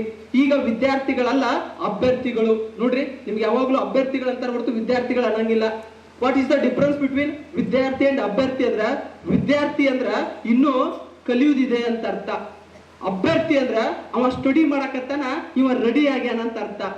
ಯಾರು ರೆಡಿ ಆಗ್ಯಾರ ಅವ್ರಿಗೆ ಅಭ್ಯರ್ಥಿ ಅಂತಾರೆ, ಯಾರು ಸ್ಟಡಿ ಮಾಡಕತ್ತಾರ ಅವ್ರಿಗೆ ವಿದ್ಯಾರ್ಥಿ ಅಂತಾರೆ. ನೀವು ವಿದ್ಯಾರ್ಥಿಯಾಗಿ ಬರಿಬೇಡ್ರಿ, ಅಭ್ಯರ್ಥಿಯಾಗಿ ಬರಿಬೇಡ್ರಿ. ನೀವೆಲ್ಲರೂ ಬರೆಯಕತ್ತಿದ್ದ ಅವೆರಡು ಕ್ಯಾಟಗರಿಗಳು. ಈಗ ಉದಾಹರಣೆ, ಮಹಿಳಾ ಸಬಲೀಕರಣ ಅಂದ ತಕ್ಷಣ ನೀವು ವಿಚಾರ ಮಾಡ್ತೀರಿ, ಮಹಿಳಾ ಸಬಲೀಕರಣಕ್ಕೆ ಯಾಕೆ ಆಗ್ತಾ ಇದೆ, ಅದಕ್ಕೆ ಏನೇನ್ ಮಾಡ್ಬೇಕು, ಹಾಗೆ ಹೀಗೆಲ್ಲ ವಿದ್ಯಾರ್ಥಿ ಜೀವನವನ್ನು ಇಟ್ಕೊಂಡು ಬರಿತೀನಿ. ಒಂದ್ಸಾರಿ ವಿಚಾರ ಮಾಡ್ರಿ, ನಾನೇ ಒಬ್ಬ ಪೊಲೀಸ್ ಸಬ್ ಇನ್ಸ್ಪೆಕ್ಟರ್ ಅಪ್ಪ. ಈಗ ನಾನು ಆಲ್ರೆಡಿ ಪೊಲೀಸ್ ಸಬ್ ಇನ್ಸ್ಪೆಕ್ಟರ್, ಆ ಆಂಗಲ್ದಲ್ಲಿ ವಿಚಾರ ಮಾಡಿ ಬರೀ. ನೀವೊಬ್ಬ ತಾಲೂಕಿನ ತಹಶೀಲ್ದಾರ್, ಹಾಗಿದ್ರೆ ಮಹಿಳಾ ಸಬಲೀಕರಣಕ್ಕೆ ನೀ ಏನ್ ಮಾಡಬಲ್ಲೆ? ಒಬ್ಬ ತಹಶೀಲ್ದಾರ್ ಆಗಿ ನೀ ಏನು ಮಾಡಬಲ್ಲೆ? ಅಸಿಸ್ಟೆಂಟ್ ಕಮಿಷನರ್ ಆಗಿ ನೀ ಏನ್ ಮಾಡಬಲ್ಲೆ? ಆ ಆಂಗಲ್ದಲ್ಲಿ ವಿಚಾರ ಮಾಡ್ರೆ ನಿಮ್ಮ ಆಲೋಚನೆಗಳು ಬೇರೆ ರೀತಿ ಹೊಳಿತಾವೆ. ಒಬ್ಬ ಪೊಲೀಸ್ ಸಬ್ ಇನ್ಸ್ಪೆಕ್ಟರ್ ಆಗಿ ಏನು ಸುಧಾರಣೆ ಮಾಡ್ಲಿಕ್ಕೆ ಸಾಧ್ಯ? ಭ್ರಷ್ಟಾಚಾರ ತಡೆಗಟ್ಟುವಿಕೆಯಲ್ಲಿ ನಿಮ್ಮ ಪಾತ್ರವೇನು ಅಥವಾ ಸಮಾಜದ ಪಾತ್ರವೇನು ಅಂತ ಕೇಳಿದಾಗ ನೀವು ವಿದ್ಯಾರ್ಥಿಯಾಗಿ ಅಭ್ಯರ್ಥಿಯಾಗಿ ಬರಿತಾ ಇದ್ದೀರಿ. ಬೇಡ, ನೀವೊಬ್ಬ ಪೊಲೀಸ್ ಸಬ್ ಇನ್ಸ್ಪೆಕ್ಟರ್, ಭ್ರಷ್ಟಾಚಾರವನ್ನು ಯಾವ ರೀತಿ ತಡೆಗಟ್ತೀರಿ ಅದನ್ನ ಆ ಆಂಗಲ್ದಲ್ಲಿ ಬರೀರಿ, 100% ಸಕ್ಸಸ್ ಕಾಣ್ತೀರಿ. ಹಾಗಿದ್ರೆ ಹೆಂಗ್ ಬರೀ ಸರ್? ಈಗ ನನಗೆ ಮತ್ತು ನಿಮಗೆ ಏನ್ ಡಿಫ್ರೆನ್ಸ್ ಅಂತ ಹೇಳ್ಬಿಡ್ತೀನಿ. ಅಂದ್ರೆ ಭ್ರಷ್ಟಾಚಾರ ಟಾಪಿಕ್ ತಗೊಂಡ್ಬಿಡ್ತೀನಿ. ನಾವೆಲ್ಲ ಭ್ರಷ್ಟಾಚಾರ ಅಂದ ತಕ್ಷಣ ಯಾರು ಭ್ರಷ್ಟಾಚಾರ ಮಾಡಿದಾರಲ್ಲ ದೇಶದಲ್ಲಿ, ದೊಡ್ಡ ದೊಡ್ಡ ವ್ಯಕ್ತಿಗಳು, ಅವ್ರನ್ನ ಲಿಸ್ಟ್ ಮಾಡ್ತೇವೆ ನಾವು. ಇವ್ರು ಹೇಳ್ಕೊಂಡ್ ಬರ್ಬೇಕು, ಇವ್ರು ಶಿಕ್ಷೆ ಕೊಡ್ಬೇಕು, ಉಗ್ರ ಮತ್ತು ಶೀಘ್ರ ಶಿಕ್ಷೆ ಕೊಡ್ಬೇಕು, ಕಠಿಣ ಕಾನೂನು ಕ್ರಮಗಳನ್ನ ಕೈಗೊಳ್ಬೇಕು, ಹಾಗೆ ಹೀಗೆ ಎಲ್ಲ ಬಂದ್ಬಿಡ್ತೀವಿ. ನಾವು ಮಾಡಿದ್ದು ಏನ್ ಗೊತ್ತಾ? 100% ಹೇಳ್ತೀನಿ, ಸರ್ಕಾರ ಏನ್ ಮಾಡ್ಬೇಕು ಅನ್ನೋ ಬರೆಯಾಕತ್ತೀವಿ ನಾವು. ನಾನು ಹೇಳಾಕತ್ತೀನಿ, ನೆನ್ಪು ಮಾಡ್ಕೊಡ್ರಿ. ಸರ್ಕಾರ ಏನ್ ಮಾಡ್ಬೇಕು ಅನ್ನೋದು ನೀವು ಹೇಳಾಕತ್ತೀರಿ, ಸರ್ಕಾರ ಏನ್ ಮಾಡ್ಬೇಕು ಅನ್ನೋದು ನೀವ್ಯಾಕೆ ಹೇಳ್ಬೇಕ್ರಿ? ಅದಕ್ಕೋಸ್ಕರ ಕಾವಲು ನಾಯಿಗಳ ತರ ಇರ್ತಕ್ಕಂಥ ವಿರೋಧ ಪಕ್ಷದವ್ರು ಅದಾರ. ಅವ್ರ ಡ್ಯೂಟಿ ಅದೇ, ಏನು ಮಾಡಬೇಕು ಅಂತ. ಅದನ್ನ ವಿರೋಧ ಮಾಡಿ ಬರಿಬೇಡ್ರಿ. ಸರ್ಕಾರದ ಜವಾಬ್ದಾರಿಯನ್ನು ನೆನಪಿಸ್ಬಾಡ್ರಿ. ನಿಮ್ಮ ಜವಾಬ್ದಾರಿ ಏನು? ನಾನು ಅಕಸ್ಮಾತ್ ನನಗೆ ಕೊಟ್ರೆ ಏನ್ ಬರೀತೀನಿ ಗೊತ್ತಾ? ಭ್ರಷ್ಟಾಚಾರ ಅಂದ್ರೆ ನನ್ನ ಮೊದಲ ಲೈನ್ ನೋಡ್ರಿ, ನಾನು ಹೇಳ್ತಿದ್ದೆ SA ಮತ್ತು KS ಮೇನ್ಸ್ ಆನ್ಸರ್ ಯಾವ ರೀತಿ ಇರಬೇಕು ಅಂತ. ಭ್ರಷ್ಟಾಚಾರ ಟಾಪಿಕ್ ನಾನು ಕೊಟ್ರೆ ಮೊದಲ ಸಾಲ ಸ್ಟಾರ್ಟ್ ಆಗತ್ತೆ. ಭ್ರಷ್ಟಾಚಾರ ಎಂಬುದು ಬೇರೆಯವರು ಬಂದು ನಮ್ಮ ಮನೆಯಲ್ಲಿ ಹೋದಂತ ಅತಿಥಿಗಳಲ್ಲ. ಭ್ರಷ್ಟಾಚಾರ ಎಂಬುದು ನಮ್ಮ ಮನೆಯ ಕೂಸೆ. ಭ್ರಷ್ಟಾಚಾರ ಆರಂಭವಾಗಿದ್ದು ಮೊದಲು ನನ್ನಿಂದ ಮತ್ತು ನಮ್ಮ ಮನೆಯವರಿಂದ. ಶಾಕ್ ಆಗ್ತಾ ಇದೇನಾ? ಆಗ್ಬೇಕಂತ ತಾನೇ ಹೇಳ್ತಾ ಇರೋದು. ಭ್ರಷ್ಟಾಚಾರ ಆರಂಭವಾಗಿದ್ದು ಮೊದಲು ನನ್ನಿಂದ ಮತ್ತು ನನ್ನ ಮನೆಯವರಿಂದ. ಕೇಳಿದಾಗ ಆಶ್ಚರ್ಯ ಅನಿಸ್ಬೋದು ನಿಮಗೆ, but practical it is right. ಹೇಳ್ಬಿಡ್ತೀನಿ ನಿಮ್ಗೆ ಹೇಗೆ ಅಂತ. ನೆನಪು ಮಾಡ್ಕೊಳ್ಳಿ. ಒಂದ್ಸಾರಿ ನೀವು ಚಿಕ್ಕವ್ರು ಇರ್ಬೋದೇನೋ, 3ನೇ ಕ್ಲಾಸು 4ನೇ ಕ್ಲಾಸು, ನಿಮ್ಮ ಮನೆಯಲ್ಲಿ ಹೇಳ್ತಾರೆ ನಿಮ್ಮ ತಂದೆ ತಾಯಿ, ಅಪ್ಪ 1 kg ಬೆಲ್ಲ ತುಂಬ ಅಂತ 20 ರೂಪಾಯಿ ಕೊಟ್ರೆ 18 ರೂಪಾಯಿ kg ಬೆಲ್ಲ ಇತ್ತು ಅಂದ್ರೆ ಏನ್ ಮಾಡಿದಿರಿ ಗೊತ್ತಾ ನೀವು? ಎಸ್, 18 ರೂಪಾಯಿ kg ಬೆಲ್ಲ ಇತ್ತು ಅಂದ್ರೆ ಡಿಮ್ಯಾಂಡ್ ಮಾಡ್ತಿದ್ರಿ, ನನಗೆ 2 ರೂಪಾಯಿ ಕೊಟ್ರೆ ನಾನು ಬೆಲ್ಲ ತೊಂಬರ್ತೀನಿ ಅಂತ. ದಿಸ್ ಈಸ್ ಬೇಡಿಕೆ, ಲಂಚದ ಒಂದು ಆಮಿಷ. 2 ರೂಪಾಯಿ ಕೊಟ್ರೆ ಕೆಲಸ ಮಾಡ್ತೀನಿ. ನೋಡಿ ಹೆಂಗಿದೆ ನಮ್ದು, 2 ರೂಪಾಯಿ ಕೊಟ್ರೆ ಕೆಲಸ ಮಾಡ್ತೀನಿ. ಅವಾಗ ಹೇಳ್ತಿದ್ರು ಅವರು, ನಮ್ಮ ಮನೆಯವರು ತಂದೆ ತಾಯಿ ಏನ್ ಮಾಡಿದ್ರು ಗೊತ್ತಾ? ತಮ್ಮ 2 ರೂಪಾಯಿ ಉಳಿತಲ್ಲ, 1 ರೂಪಾಯಿ ನೀ ತಗೋ, 1 ರೂಪಾಯಿ ತಂಗಿ ಕೊಡು ಅಂದ್ರೆ ನೀವು ಒಬ್ಬನೇ ಲಂಚ ತಗೋಬೇಡ, ಇನ್ನೊಬ್ಬರಿಗೆ ಕೊಡು. ಬ್ಯೂಟಿಫುಲ್. 1 ರೂಪಾಯಿ ನೀ ತಗೋ, 1 ರೂಪಾಯಿ ತಮ್ಮ ಕೊಡು. ಸ್ನೇಹಿತರೆ, ಪ್ರಾಮಿಸ್ ಮಾಡಿ ಹೇಳ್ತೀನಿ, ನಾವು 2 ರೂಪಾಯಿ ಕೇಳಿದಾಗ ನಮ್ಮ ತಂದೆ ತಾಯಿಗಳು ನಮ್ಮ ಎಲ್ಲರಿಗೂ 2 ಕೆನ್ನೆಗೆ 2 ಏಟ ಬಾರಿಸಿ, ನಿನ್ಗೆ ಯಾಕೆ ಬೇಕಲ್ಲ 2 ರೂಪಾಯಿ, ಹೋಗಿ ಕೆಲಸ ಮಾಡಿಸ್ಕೊಂಡಿದ್ರು ಅಂದ್ರೆ ಇವತ್ತು ಭಾರತದಲ್ಲಿ ಭ್ರಷ್ಟಾಚಾರ ಅನ್ನೋದು ಇರ್ತಿರ್ಲಿಲ್ವೇನೋ. ನಾನು ಹೇಳಕತ್ತಿಲ್ಲ, ಈಗ ಇಲ್ಲಿ ಟಚ್ ಆಗಾಕತ್ತಿಲ್ಲ, ಇಲ್ಲಿ ಟಚ್ ಆಗಾಕತ್ತೈತಿ. Am I right? Yes. This is the difference between success, ಸಾಧಕರು ಮತ್ತು ವೇದಕರು. ವೇದನೆ ಇದೆ ನಿಮಗೆ, ನನಗೆ ಯಾಕಾಗ್ತಿಲ್ಲ, ನಾನು ನಿಮ್ಮ ವಿಚಾರಗಳ ಲಹರಿ ಬದಲಾವಣೆ ಆಗಲಿ, ನೀವು ಆಲೋಚಿಸುವಂತ ರೀತಿ ಬದಲಾಗ್ಲಿ. ನಾಡು ಹಾಗಾಗ್ಬೇಕು ಹೀಗಾಗ್ಬೇಕು ಅಂತಲ್ಲ, ಅದು ನನ್ನಿಂದಲೇ ಆಗ್ಬೇಕು. ಮೊದಲು ನಾನು ಬದಲಾಗಬೇಕು, ನನ್ನಿಂದ ನನ್ನ ನಾಡು ಬದಲಾವಣೆಗೆ ನಾಂದಿ ಹಾಡಬೇಕು ಅಥವಾ ನಾನೊಂದು ಆರಂಭ ಹಾಡಬೇಕು ಅಂತ. ಸೊ ವಿಚಾರ ಮಾಡುವಂತ ರೀತಿಗಳು ಬದಲಾಗ್ಲಿ. ಭ್ರಷ್ಟಾಚಾರಕ್ಕೆ ಕುಮ್ಮಕ್ ಕೊಡ್ತಾ ಇದ್ದೀವಿ ನಾವು ಹೇಳ್ತಾ ಇದ್ದೀವಿ ಅವ್ರ ಭ್ರಷ್ಟರು, ಇವ್ರು ಭ್ರಷ್ಟರು ಅಂತ. ನಿಮ್ಗೆ ಗೊತ್ತಿರ್ಲಿ, ಭ್ರಷ್ಟಾಚಾರ ಅಂದ್ರೆ ಕೇವಲ ಹಣವನ್ನು ತೆಗೆದುಕೊಳ್ಳೋದು ಕೊಡೋದು ಅಂತ ಅಲ್ಲ. ಭ್ರಷ್ಟಾಚಾರದ ವಿವಿಧ ಆಯಾಮಗಳದ ಫಸ್ಟ್ ಒಂದು ತಿಳ್ಕೊಳ್ಳೋಣ. ನಾನೊಬ್ಬ ಸರ್ಕಾರಿ ನೌಕರ, ನಾನೊಬ್ಬ ಅಸಿಸ್ಟೆಂಟ್ ಕಮಿಷನರು, ನನ್ನ ಹತ್ರ ಒಂದು ಫೈಲ್ ಇದೆ, ಅದನ್ನ ಸಹಿ ಮಾಡಬೇಕಾಗಿದೆ. ಅವ ಕೊಟ್ಟಂತ 1 ಗಂಟೆ ಒಳಗಡೆ ನಾನು ಸಹಿ ಮಾಡಲಿಲ್ಲ, ನಾನು 1 ದಿನ ಟೈಮ್ ತಗೊಂಡ್ರೆ ದಟ್ ಈಸ್ ಆಲ್ಸೋ ಕರಪ್ಷನ್, ಭ್ರಷ್ಟಾಚಾರ. ಮಾಡಬೇಕಂತ ನಿಗದಿಪಡಿಸಿದ ಅವಧಿಯೊಳಗೆ ಮಾಡಲಿಲ್ಲ ಅಂದ್ರೆ, ನಿಗದಿಪಡಿಸಿದ ಅವಧಿಯಲ್ಲಿ ಆ ಕೆಲಸ ಮಾಡಲಿಲ್ಲ ಅಂದ್ರೂ ಕೂಡ ಅದು ಭ್ರಷ್ಟಾಚಾರವೇ. ಹಾಗಿದ್ರೆ ನಾವು ಈ ರೀತಿಯೊಳಗೆ ವಿಚಾರ ಮಾಡಿ ನನ್ನ ಭ್ರಷ್ಟಾಚಾರ ನೆಕ್ಸ್ಟ್ ಬರಿಬೇಕು ನಾವು. ಯಾವುದು ನನ್ನ ಮನೆಯಿಂದ ಆರಂಭವಾಗಿದೆಯೋ ಭ್ರಷ್ಟಾಚಾರ, ಯಾವುದು ನನ್ನ ಮನೆಯಿಂದ ಮತ್ತು ನನ್ನಿಂದ ಆರಂಭವಾಗಿದೆಯೋ ಅದಕ್ಕೆ ಅಂತ್ಯ ಹಾಡಬೇಕಾದವನು ಮೊದಲು ನಾನು ಮತ್ತು ನನ್ನ ಮನೆಯವರು. ನನ್ನ ಮನೆಯವರಿಂದ ಮತ್ತು ನನ್ನ ಮನೆಯಿಂದ ಆರಂಭವಾದಂತಹ ಭ್ರಷ್ಟಾಚಾರ ಭಾರತ ಅಷ್ಟೇ ಅಲ್ಲ, ಇಡೀ ಭೂಖಂಡದಲ್ಲಿ ಇದು ಭ್ರಷ್ಟಾಚಾರಕ್ಕೆ ನಾವು ಸಂಪೂರ್ಣವಾಗಿ ನಾಶ ಮಾಡಬೇಕು ಅನ್ನೋದು ಕಲ್ಪನೆ. ನಾಶ ಮಾಡಲು ಸಾಧ್ಯವಿಲ್ಲ, ಅದನ್ನ ನಿಯಂತ್ರಣ ಮಾಡಬಹುದು ಅಷ್ಟೇ ಎಂಬುದು ನನ್ನ ಅಭಿಮತ. ಅರ್ಥ ಆಗ್ತಾ ಇದೆ ನಿಮ್ಗೆ? What is the difference? ನಿಮ್ಮ ಥಿಂಕಿಂಗ್ ಕೆಪಾಸಿಟಿ, ಯಾವ ರೀತಿ ಆಲೋಚನೆ ಮಾಡಬೇಕು, ನಾನು ಏನ್ ಮಾಡ್ಲಿಕ್ಕೆ ಸಾಧ್ಯ ಇದೆ ಅನ್ನೋದು ವಿಚಾರ ಮಾಡಿ. ಇನ್ಮೇಲಿಂದ ನಾನು ಹೇಳ್ತಾ ಇರೋದು, ಯಾರು ಬರಿತಾ ಇದ್ರಿ KS ಮೇನ್ಸ್ ಆಗಿರ್ಬೋದು, essay ರೈಟಿಂಗು, ನಾನು ಏನ್ ಮಾಡ್ಲಿಕ್ಕೆ ಸಾಧ್ಯ, ಒಬ್ಬ ಸಬ್ ಇನ್ಸ್ಪೆಕ್ಟರ್ ಆಗಿ, ಪೊಲೀಸ್ ಸಬ್ ಇನ್ಸ್ಪೆಕ್ಟರ್ ಏನೇನು ಬದಲಾವಣೆ ಮಾಡ್ಲಿಕ್ಕೆ ಸಾಧ್ಯ, ಒಬ್ಬ KS ಅಧಿಕಾರಿ ಆದ್ರೆ ಏನ್ ಬದಲಾವಣೆ ಮಾಡ್ಲಿಕ್ಕೆ ಸಾಧ್ಯ, ಈ ರೀತಿ ವಿಚಾರ ಮಾಡಿ ಬರೀರಿ. ಸುಮ್ಮನೆ ಯಾವುದೋ ಒಂದು essay ಸಿಕ್ತು, ಬಾಬು ರೆಡ್ಡಿ ಅವರಾಗಿರ್ಬೋದು, ಬೆಳಬಿ ಸರ್ ಆಗಿರ್ಬೋದು, ಇನ್ನೊಬ್ರು ಫಸ್ಟ್ ರ್ಯಾಂಕ್ ಅಂತ ತಗೊಂಡ್ಬಿಟ್ಟು ಬಡ ಕಾಪಿ ಮಾಡೋದು, ಹೋಗ್ಬಿಟ್ಟು ಪೇಸ್ಟ್ ಮಾಡೋದು, ಇಲ್ಲಿ ತಿನ್ನೋದು, ಇಲ್ಲಿ ಹೋಗಿ ವಾಮಿಟ್ ಮಾಡ್ಕೊಳ್ಳೋದು, ವೇಸ್ಟ್ ಸ್ನೇಹಿತರೆ. ಅವ್ರು ಸಕ್ಸಸ್ ಆಗಿದ್ದಾರೆ, ಅದೇ essay. ನಾನು ಸಕ್ಸಸ್ ಆಗಿನಿ, ಇದೇ essay. ಬಟ್ 4 ವರ್ಷಗಳ ಹಿಂದೆ ಅನ್ನೋದು ಗೊತ್ತಿರಲಿ ನಿಮಗೆ. ಪ್ರತಿಯೊಂದು ಸಂದರ್ಭಗಳು ನಿಮ್ಮದು ಮಿಕ್ಸ್ ಆಗಲಿ, ನಿಮ್ಮ ಒಂದು ಆ ಐಡಿಯಾಗಳು, ವಿಚಾರಧಾರೆಗಳು, ನೀವು ಯಾರು ಅನ್ನೋದು ಗೊತ್ತಾಗಬೇಕು. ಅದಕ್ಕೆ ಥಿಂಕ್ ಡಿಫರೆಂಟ್ ಅಂತ ಕರಿತೀನಿ. ಹಾಗಿದ್ರೆ ವಿಭಿನ್ನವಾಗಿ ಆಲೋಚಿಸೋದು ಹೇಗೆ ಅಂತ ಹೇಳಿ ನನ್ನ ಒಂದು ಇವತ್ತಿನ ಅವಧಿಯನ್ನು ಮುಗಿಸ್ತಾ ಇದ್ದೀನಿ. ಒಂದು ಬಸ್ ಹೋಗ್ತಾ ಇತ್ತು ಸಾಯಂಕಾಲ ದೀಪ ಹಚ್ಚುವಂಥ ಟೈಮು. ಸುಮಾರು ಒಂದು 54 ಜನ ಅದರಲ್ಲಿದ್ದರು. ಬೇಡ 50 ಜನ ಇಟ್ಕೊಳ್ಳಿ, ಡ್ರೈವರ್ ಪ್ಲಸ್. 7 ಗಂಟೆ ಮುಂದಿನ ಏನು ಕತ್ಲು ಕಾಣಿಸ್ತಾ ಇದೆ, ಏನು ಕಾಣಿಸ್ತಿಲ್ಲ. ಬೆಳಕು ಹಾಕಿದ್ದಾನೆ ಡ್ರೈವರು. ಬಸ್ಸಿಗೆ ಲೈಟ್ ಆನ್ ಆಗಿದೆ, ಹೋಗ್ತಾ ಇದೆ ಬಸ್ಸು. ಕಾಡಿನಲ್ಲಿ ಮಧ್ಯದಲ್ಲಿ ಹೋಗ್ತಾ ಇದೆ. ಮಳೆ ಗುಡುಗು ಸಿಡಿಲು ಸ್ಟಾರ್ಟ್ ಆಯ್ತು. ಮಳೆ ಇನ್ನೂ ಬರ್ತಿಲ್ಲ, ಬರೀ ಗುಡುಗು ಸಿಡಿಲು. ಬಸ್ ಹೋಗ್ತಾ ಇದೆ, ಒಂದು ಸಿಡಿಲು ಬರ್ತಾ ಇದೆ. ಇನ್ನೇನು ಬಸ್ಸಿಗೆ ಅಪ್ರೋಚ್ ಆಗಬೇಕು, ಬಸ್ಸಿಗೆ ಟಚ್ ಆಗಬೇಕು, ಬಸ್ಸಿಗೆ ಬಡಿಬೇಕು ಅನ್ನೋದು ಒಂದು ಸ್ವಲ್ಪರಿಂದ ದೂರ ಆಗ್ತಾ ಇದೆ. ಹೀಗೆ 3-4 ಬಾರಿ ಆ ಬಸ್ಸಿಗೆ ಅಪ್ಪಳಿಸ್ಲಿಕ್ಕೆ ಬಂದು ವಾಪಸ್ ಹೋಗುತ್ತೆ. ಅವಾಗ ಡ್ರೈವರ್ ಹೇಳ್ತಾನೆ, ನಡುಗ್ತಾ ಇದ್ದಾನೆ ಡ್ರೈವರು. ಅಪ್ಪ ಎಲ್ಲ ಪ್ರಯಾಣಿಕರಿಗೆ ಹೇಳ್ತಾನೆ, ಪ್ರಯಾಣಿಕರೇ, ಈ ಬಸ್ಸಿಗೆ ಇನ್ನು ಕೆಲವೇ ಕ್ಷಣಗಳಲ್ಲಿ ಆ ಒಂದು ಸಿಡಿಲು ಬಂದು ಅಪ್ಪಳಿಸತ್ತೆ. ಆದ್ರೆ ಈ ಬಸ್ಸಿನಲ್ಲಿ ಎಲ್ಲರಿಗೆ ತಪ್ಪು ಪಾಪಿಗಳಲ್ಲ, ಒಬ್ಬನೇ ಒಬ್ಬ ಪಾಪಿ ಇದ್ದಾನೆ, ಯಾವಂತ ಗೊತ್ತಿಲ್ಲ ನಂಗೆ. ಆ ಪಾಪಿ ಸಲುವಾಗಿ ಬರ್ತಾ ಇದೆ. ನಾನು ಬಸ್ಸನ್ನು ಸೈಡ್ಗೆ ಹಾಕ್ತೀರಿ, ಆ ಪಾಪಿ ಯಾರಂತ ನಮಗೇನು ಗೊತ್ತಾಗತ್ತೆ? ಇಲ್ಲೊಂದು ಪಕ್ಕದಲ್ಲಿ ಒಂದು ಮರ ಇದೆ, ಒಬ್ಬೊಬ್ಬರಾಗಿ ಇಳಿದು ಹೋಗಿ ಆ ಮರವನ್ನ ಮುಟ್ಟಿ ಬರೋಣ. ಯಾರು ನಿಜವಾಗ್ಲೂ ಆ ಸಿಡಿಲು ಯಾರಿಗೋಸ್ಕರ ಕಾಯಕತ್ತೈತ್ಲ ಅಲ್ಲಿ ಹೊರಗೆ ಹೋಗೋಣ, ಅವ್ರು ಬಡದೈತಿ, ಅವ್ರು ಸತ್ತು ಹೋಗ್ತಾರೆ, ಉಳಿದ್ರೆ ಆರಾಮಿರ್ತೀವಿ. ಅವಾಗ ಆಯ್ತು, ಪ್ರಯಾಣಿಕರಿಗೆ ಒಬ್ರಿಗೊಬ್ರಿಗೆ ನಂದೈತು ಪಾಳೆ, ಯಾರ್ದೈತೆ ಯಾರಿಗೆ ಗೊತ್ತು. ಒಬ್ಬೊಬ್ರು ಆಯ್ತು, ಒಂದು ಬಸ್ ಸ್ಟಾಪ್ ಮಾಡಿದ. ಒಬ್ಬ ಪ್ರಯಾಣಿಕ ಇಳಿದು ನಡ್ಕೋತ ಅವ್ನು ಹೋಗುದ್ರ ಕಡಲ್ಲ ಅಂತ ಸೌಂಡ್ ಹಾಕಿತ್ತು. ಸತ್ನ ಅನ್ನೋದ್ರಾಗ ಹೋಗಿ ಗಿಡವನ್ನ ಮುಟ್ಟಿ ವಾಪಸ್ ಬಂದ, ಕುತ್ಕೊಂಡ.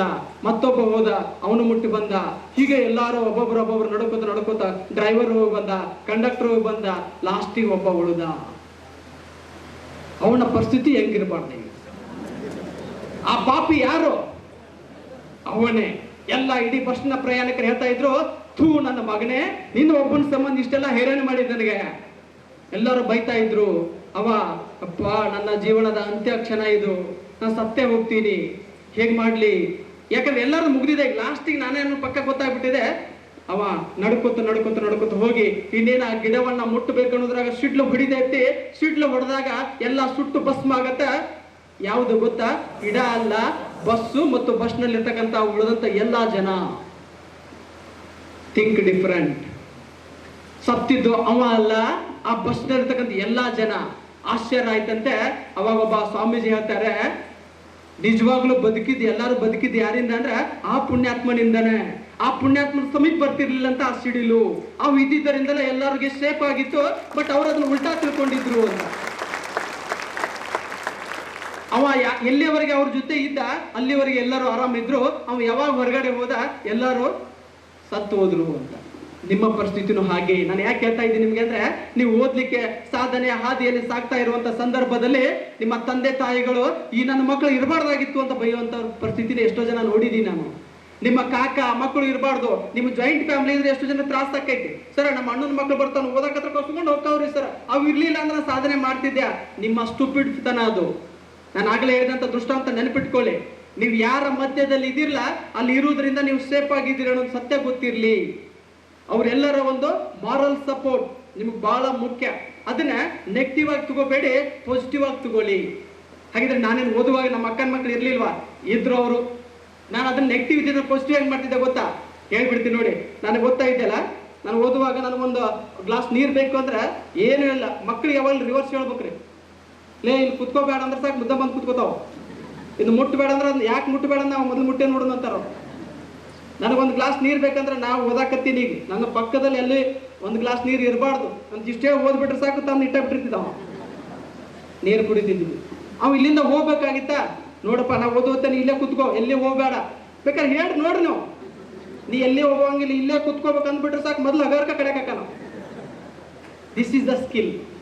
ನೆಗೆಟಿವ್ ಅನ್ನ ಪಾಸಿಟಿವ್ ಆಗಿ ಕನ್ವರ್ಟ್ ಮಾಡ್ಕೊಡ್ರಿ. ಋಣಾತ್ಮಕ ಆಲೋಚನೆಗಳನ್ನ ಧನಾತ್ಮಕವಾಗಿ ಕನ್ವರ್ಟ್ ಮಾಡಿದ್ರಿ ಅಂದ್ರೆ ಧನದ ಸಂಭಾವನೆ ಬರುತ್ತೆ. ಪಾಸಿಟಿವ್ ಆಗಿ ನಿಮ್ಮ ಸುತ್ತಮುತ್ತಲಿನ ಎಲ್ಲ ಜನರನ್ನು ಕೂಡ ಪಾಸಿಟಿವ್ ಆಗಿ ಇಟ್ಕೋಬಹುದು. ಈಗ ನಾನೇ ಒಂದು ಆಂಜನೇಯ ಟೆಂಪಲ್ ಹೋಗ್ತಾ ಇದ್ದೀನಿ ಅನ್ಕೊಳ್ಳಿ, ಸೈಕಲ್ ಮೋಟರ್ ಮೇಲೆ ಹೋಗ್ತಾ ಇದ್ದೀನಿ. ಹೋಗುವಾಗ ಇನ್ನೇನು ಆಂಜನೇಯ ಟೆಂಪಲ್ ಅಲ್ಲಿದೆ, ನಾನು ಆಕ್ಸಿಡೆಂಟ್ ಆಗಿ ನನ್ನ ಕೈ ಕಟ್ಟಾಗಿ ಬಿತ್ತು. ನಿಮಗೇನಾದ್ರೂ ಆಕ್ಸಿಡೆಂಟ್ ಆಗಿ ಕೈ ಕಟ್ಟಾಗಿ ಬಿದ್ರೆ ಏನ್ ಅನ್ಕೋತಿರ್ ಗೊತ್ತಾ? ಅಯ್ಯೋ ದೇವ್ರೆ, ನಾ ಯಾರಿಗೆ ಕೆಟ್ಟದ್ ಮಾಡಿದ್ದೆ? ಎಲ್ಲರಿಗೂ ಒಳ್ಳೇದ ಬಯಸಿಲ್ಲ ನಾನು, ನನಗೆ ಯಾಕೆ ಹಿಂಗೆ ಕೈ ಹೋಯ್ತು ಇದು? ದೇವ್ರೆ ನಿನ್ನ ಹಂತಕ್ಕೆ ಬರ್ತಾ ಇದ್ದೆ ನಾನು, ಇನ್ನುವೇ ನಿನ್ಗೆ ನಮಸ್ಕಾರ ಅಲ್ಲ, ನನ್ನ ಪಾಲಿಸ್ ಸತ್ತ ಬಿಟ್ಟು ನಾನು ನಿನ್ನ ಪಾಲಿಸ್ ಸತ್ತೀನಿ, ಮುಗ್ದ ಆಗಿದ್ದಾಗ ಕತಿ ಅಲ್ಲಿಗೆ. ಬಟ್ ನಾನು ಅಲ್ಲಿ ಬಿದ್ದಾಗ ಅಲ್ಲೇ ಎದ್ದಿದ್ದು ದೇವ್ರ ಸೊಲ್ಯೂಟ್ ಹೊಡಿತೀನಿ, ಥ್ಯಾಂಕ್ಸ್ ದೇವ್ರೆ ಅಂತ. ಯಾಕೆ ಗೊತ್ತಾ? ನನಗೆ ಗೊತ್ತಿದೆ ನೆಗೆಟಿವ್ ಥಾಟ್ಸ್ ಮಾಡಲ್ಲ ಯಾವತ್ತು, ಪಾಸಿಟಿವ್ ಥಾಟ್ಸ್. ನನಗೆ ಗೊತ್ತಿದೆ. ಅವ ಹೇಳ್ತಾನೆ ದೇವರು, ಲೇ ಕಣೋ ಬಾಯಿಲಿ ಎದ್ದು ಅಂತಾನೆ. ಯಾಕೆ ಗೊತ್ತಾ? ನಂದು ಆ ಕ್ಷಣ ಸಾವಿನ ಕೊನೆಯ ಕ್ಷಣ. ಮೀನ್ಸ್ ನನ್ನ ಜೀವನದ ಕೊನೆಯ ಕ್ಷಣ. ಯಮದೂತ ಬಂದು ನನ್ನ ಕೊರಳಿಗೆ ಕುಣಿಕೆ ಹಾಕಿ ಕರ್ಕೊಂಡು ಹೋಗುವಂತ ಸಂದರ್ಭದಲ್ಲಿ ಆಂಜನೇಯ ಬಂದು ಹೇಳ್ತಾನೆ, ಏಯ್ ಬಿಡಪ್ಪ ಯಮದೂತ, ನನ್ನ ಭಕ್ತ ಇದ್ದಾನವ, ಅವ ನನ್ನ ಭಕ್ತ ಇದ್ದಾನೆ, ಅವ್ನು ಕರ್ಕೊಂಡು ಹೋಗ್ಬೇಡ ಅಂದಾಗ ಯಮದೂತ ಹೇಳ್ತಾನೆ, ನಾನು ಬಂದಿದ್ದು ಬರಿಗೈಯಲ್ಲಿ ಹೋದಂತ ಇತಿಹಾಸವೇ ಇಲ್ಲ ದೇವ್ರೆ ಅಂತ ಹೇಳ್ತಾನ. ಅವಾಗ ಆಂಜನೇಯ ಹೇಳ್ತಾನೆ, ಆಯ್ತು ಯಮದೂತ, ಬಂದಿದ್ದು ಬರಿಗೈಯಲ್ಲಿ ಏನು ಹೋಗಂಗಿಲ್ಲ, ನಿನ್ನೊಂದು ಕೈ ಕಟ್ ಮಾಡ್ಕೊಡ್ತೀನಿ, ತಗೊಂಡು ಹೋಗು, ನನ್ನ ಭಕ್ತನನ್ನ ಬಿಡು ಅಂತ ಹೇಳಿಸಿದ ಕೈ ಕಟ್ ಮಾಡಿ ಕೊಟ್ಟಿರ್ತಾನೆ. ಅದು ನನಗೆ ಗೊತ್ತಿರಬೇಕು. ಅವತ್ತಿನಿಂದ ಹೆಚ್ಚು ಭಕ್ತಿ ಭಾವ ಬರಬೇಕ ಹೊರತು ಕಟ್ ಮಾಡ್ಕೋತಿರ್ಲ, ನಿಮ್ಮ ಜೀವನದ ಲೈಫ್ ಅಲ್ಲಿಗೆ ಕಟ್ ಆಗತ್ತೆ. B positive. ಮತ್ತೊಂದು ಸಾರಿ ಹೇಳ್ತಾ ಇದ್ದೀನಿ, ನಿಮಗೆ ಏನೇ ಕಷ್ಟ ನಷ್ಟಗಳ ಬರಲಿ, ನಿಮ್ಗೆ ಯಾರೇ ತೊಂದರೆಗಳು ಮಾಡ್ತಾ ಇದ್ದಾರೆ ಅಂದ್ರೆ ಅದನ್ನ ಪಾಸಿಟಿವ್ ಆಗಿ ತಿಳ್ಕೊಳ್ಳಿ. ಯಾಕೆ ಗೊತ್ತಾ? ನಿಮ್ಗೆ ಎಷ್ಟೋ ಸಲ ಫೀಲ್ ಆಗಿರುತ್ತೆ, ನಿಮ್ಮ ಅಂತಂಬ್ರೆ ಹುಟ್ಟುತ್ತಾ ಅಣ್ಣ ತಮ್ಮಂದಿರು ಬೆಳೆಯುತ್ತಾ ದಾಯ ಮೀನ್ಸ್ ವೈರಿಗಳು ಅಂತ ಕರಿತೀವಿ ನಾವು. ಎಸ್, ಯಾರಾದ್ರೂ ನೀವು ತುಳಿತಾ ಇದ್ದಾರ, ಖುಷಿ ಪಡ್ರಿ. ಯಾಕೆ ಖುಷಿ ಪಡ್ರಿ ಗೊತ್ತಾ?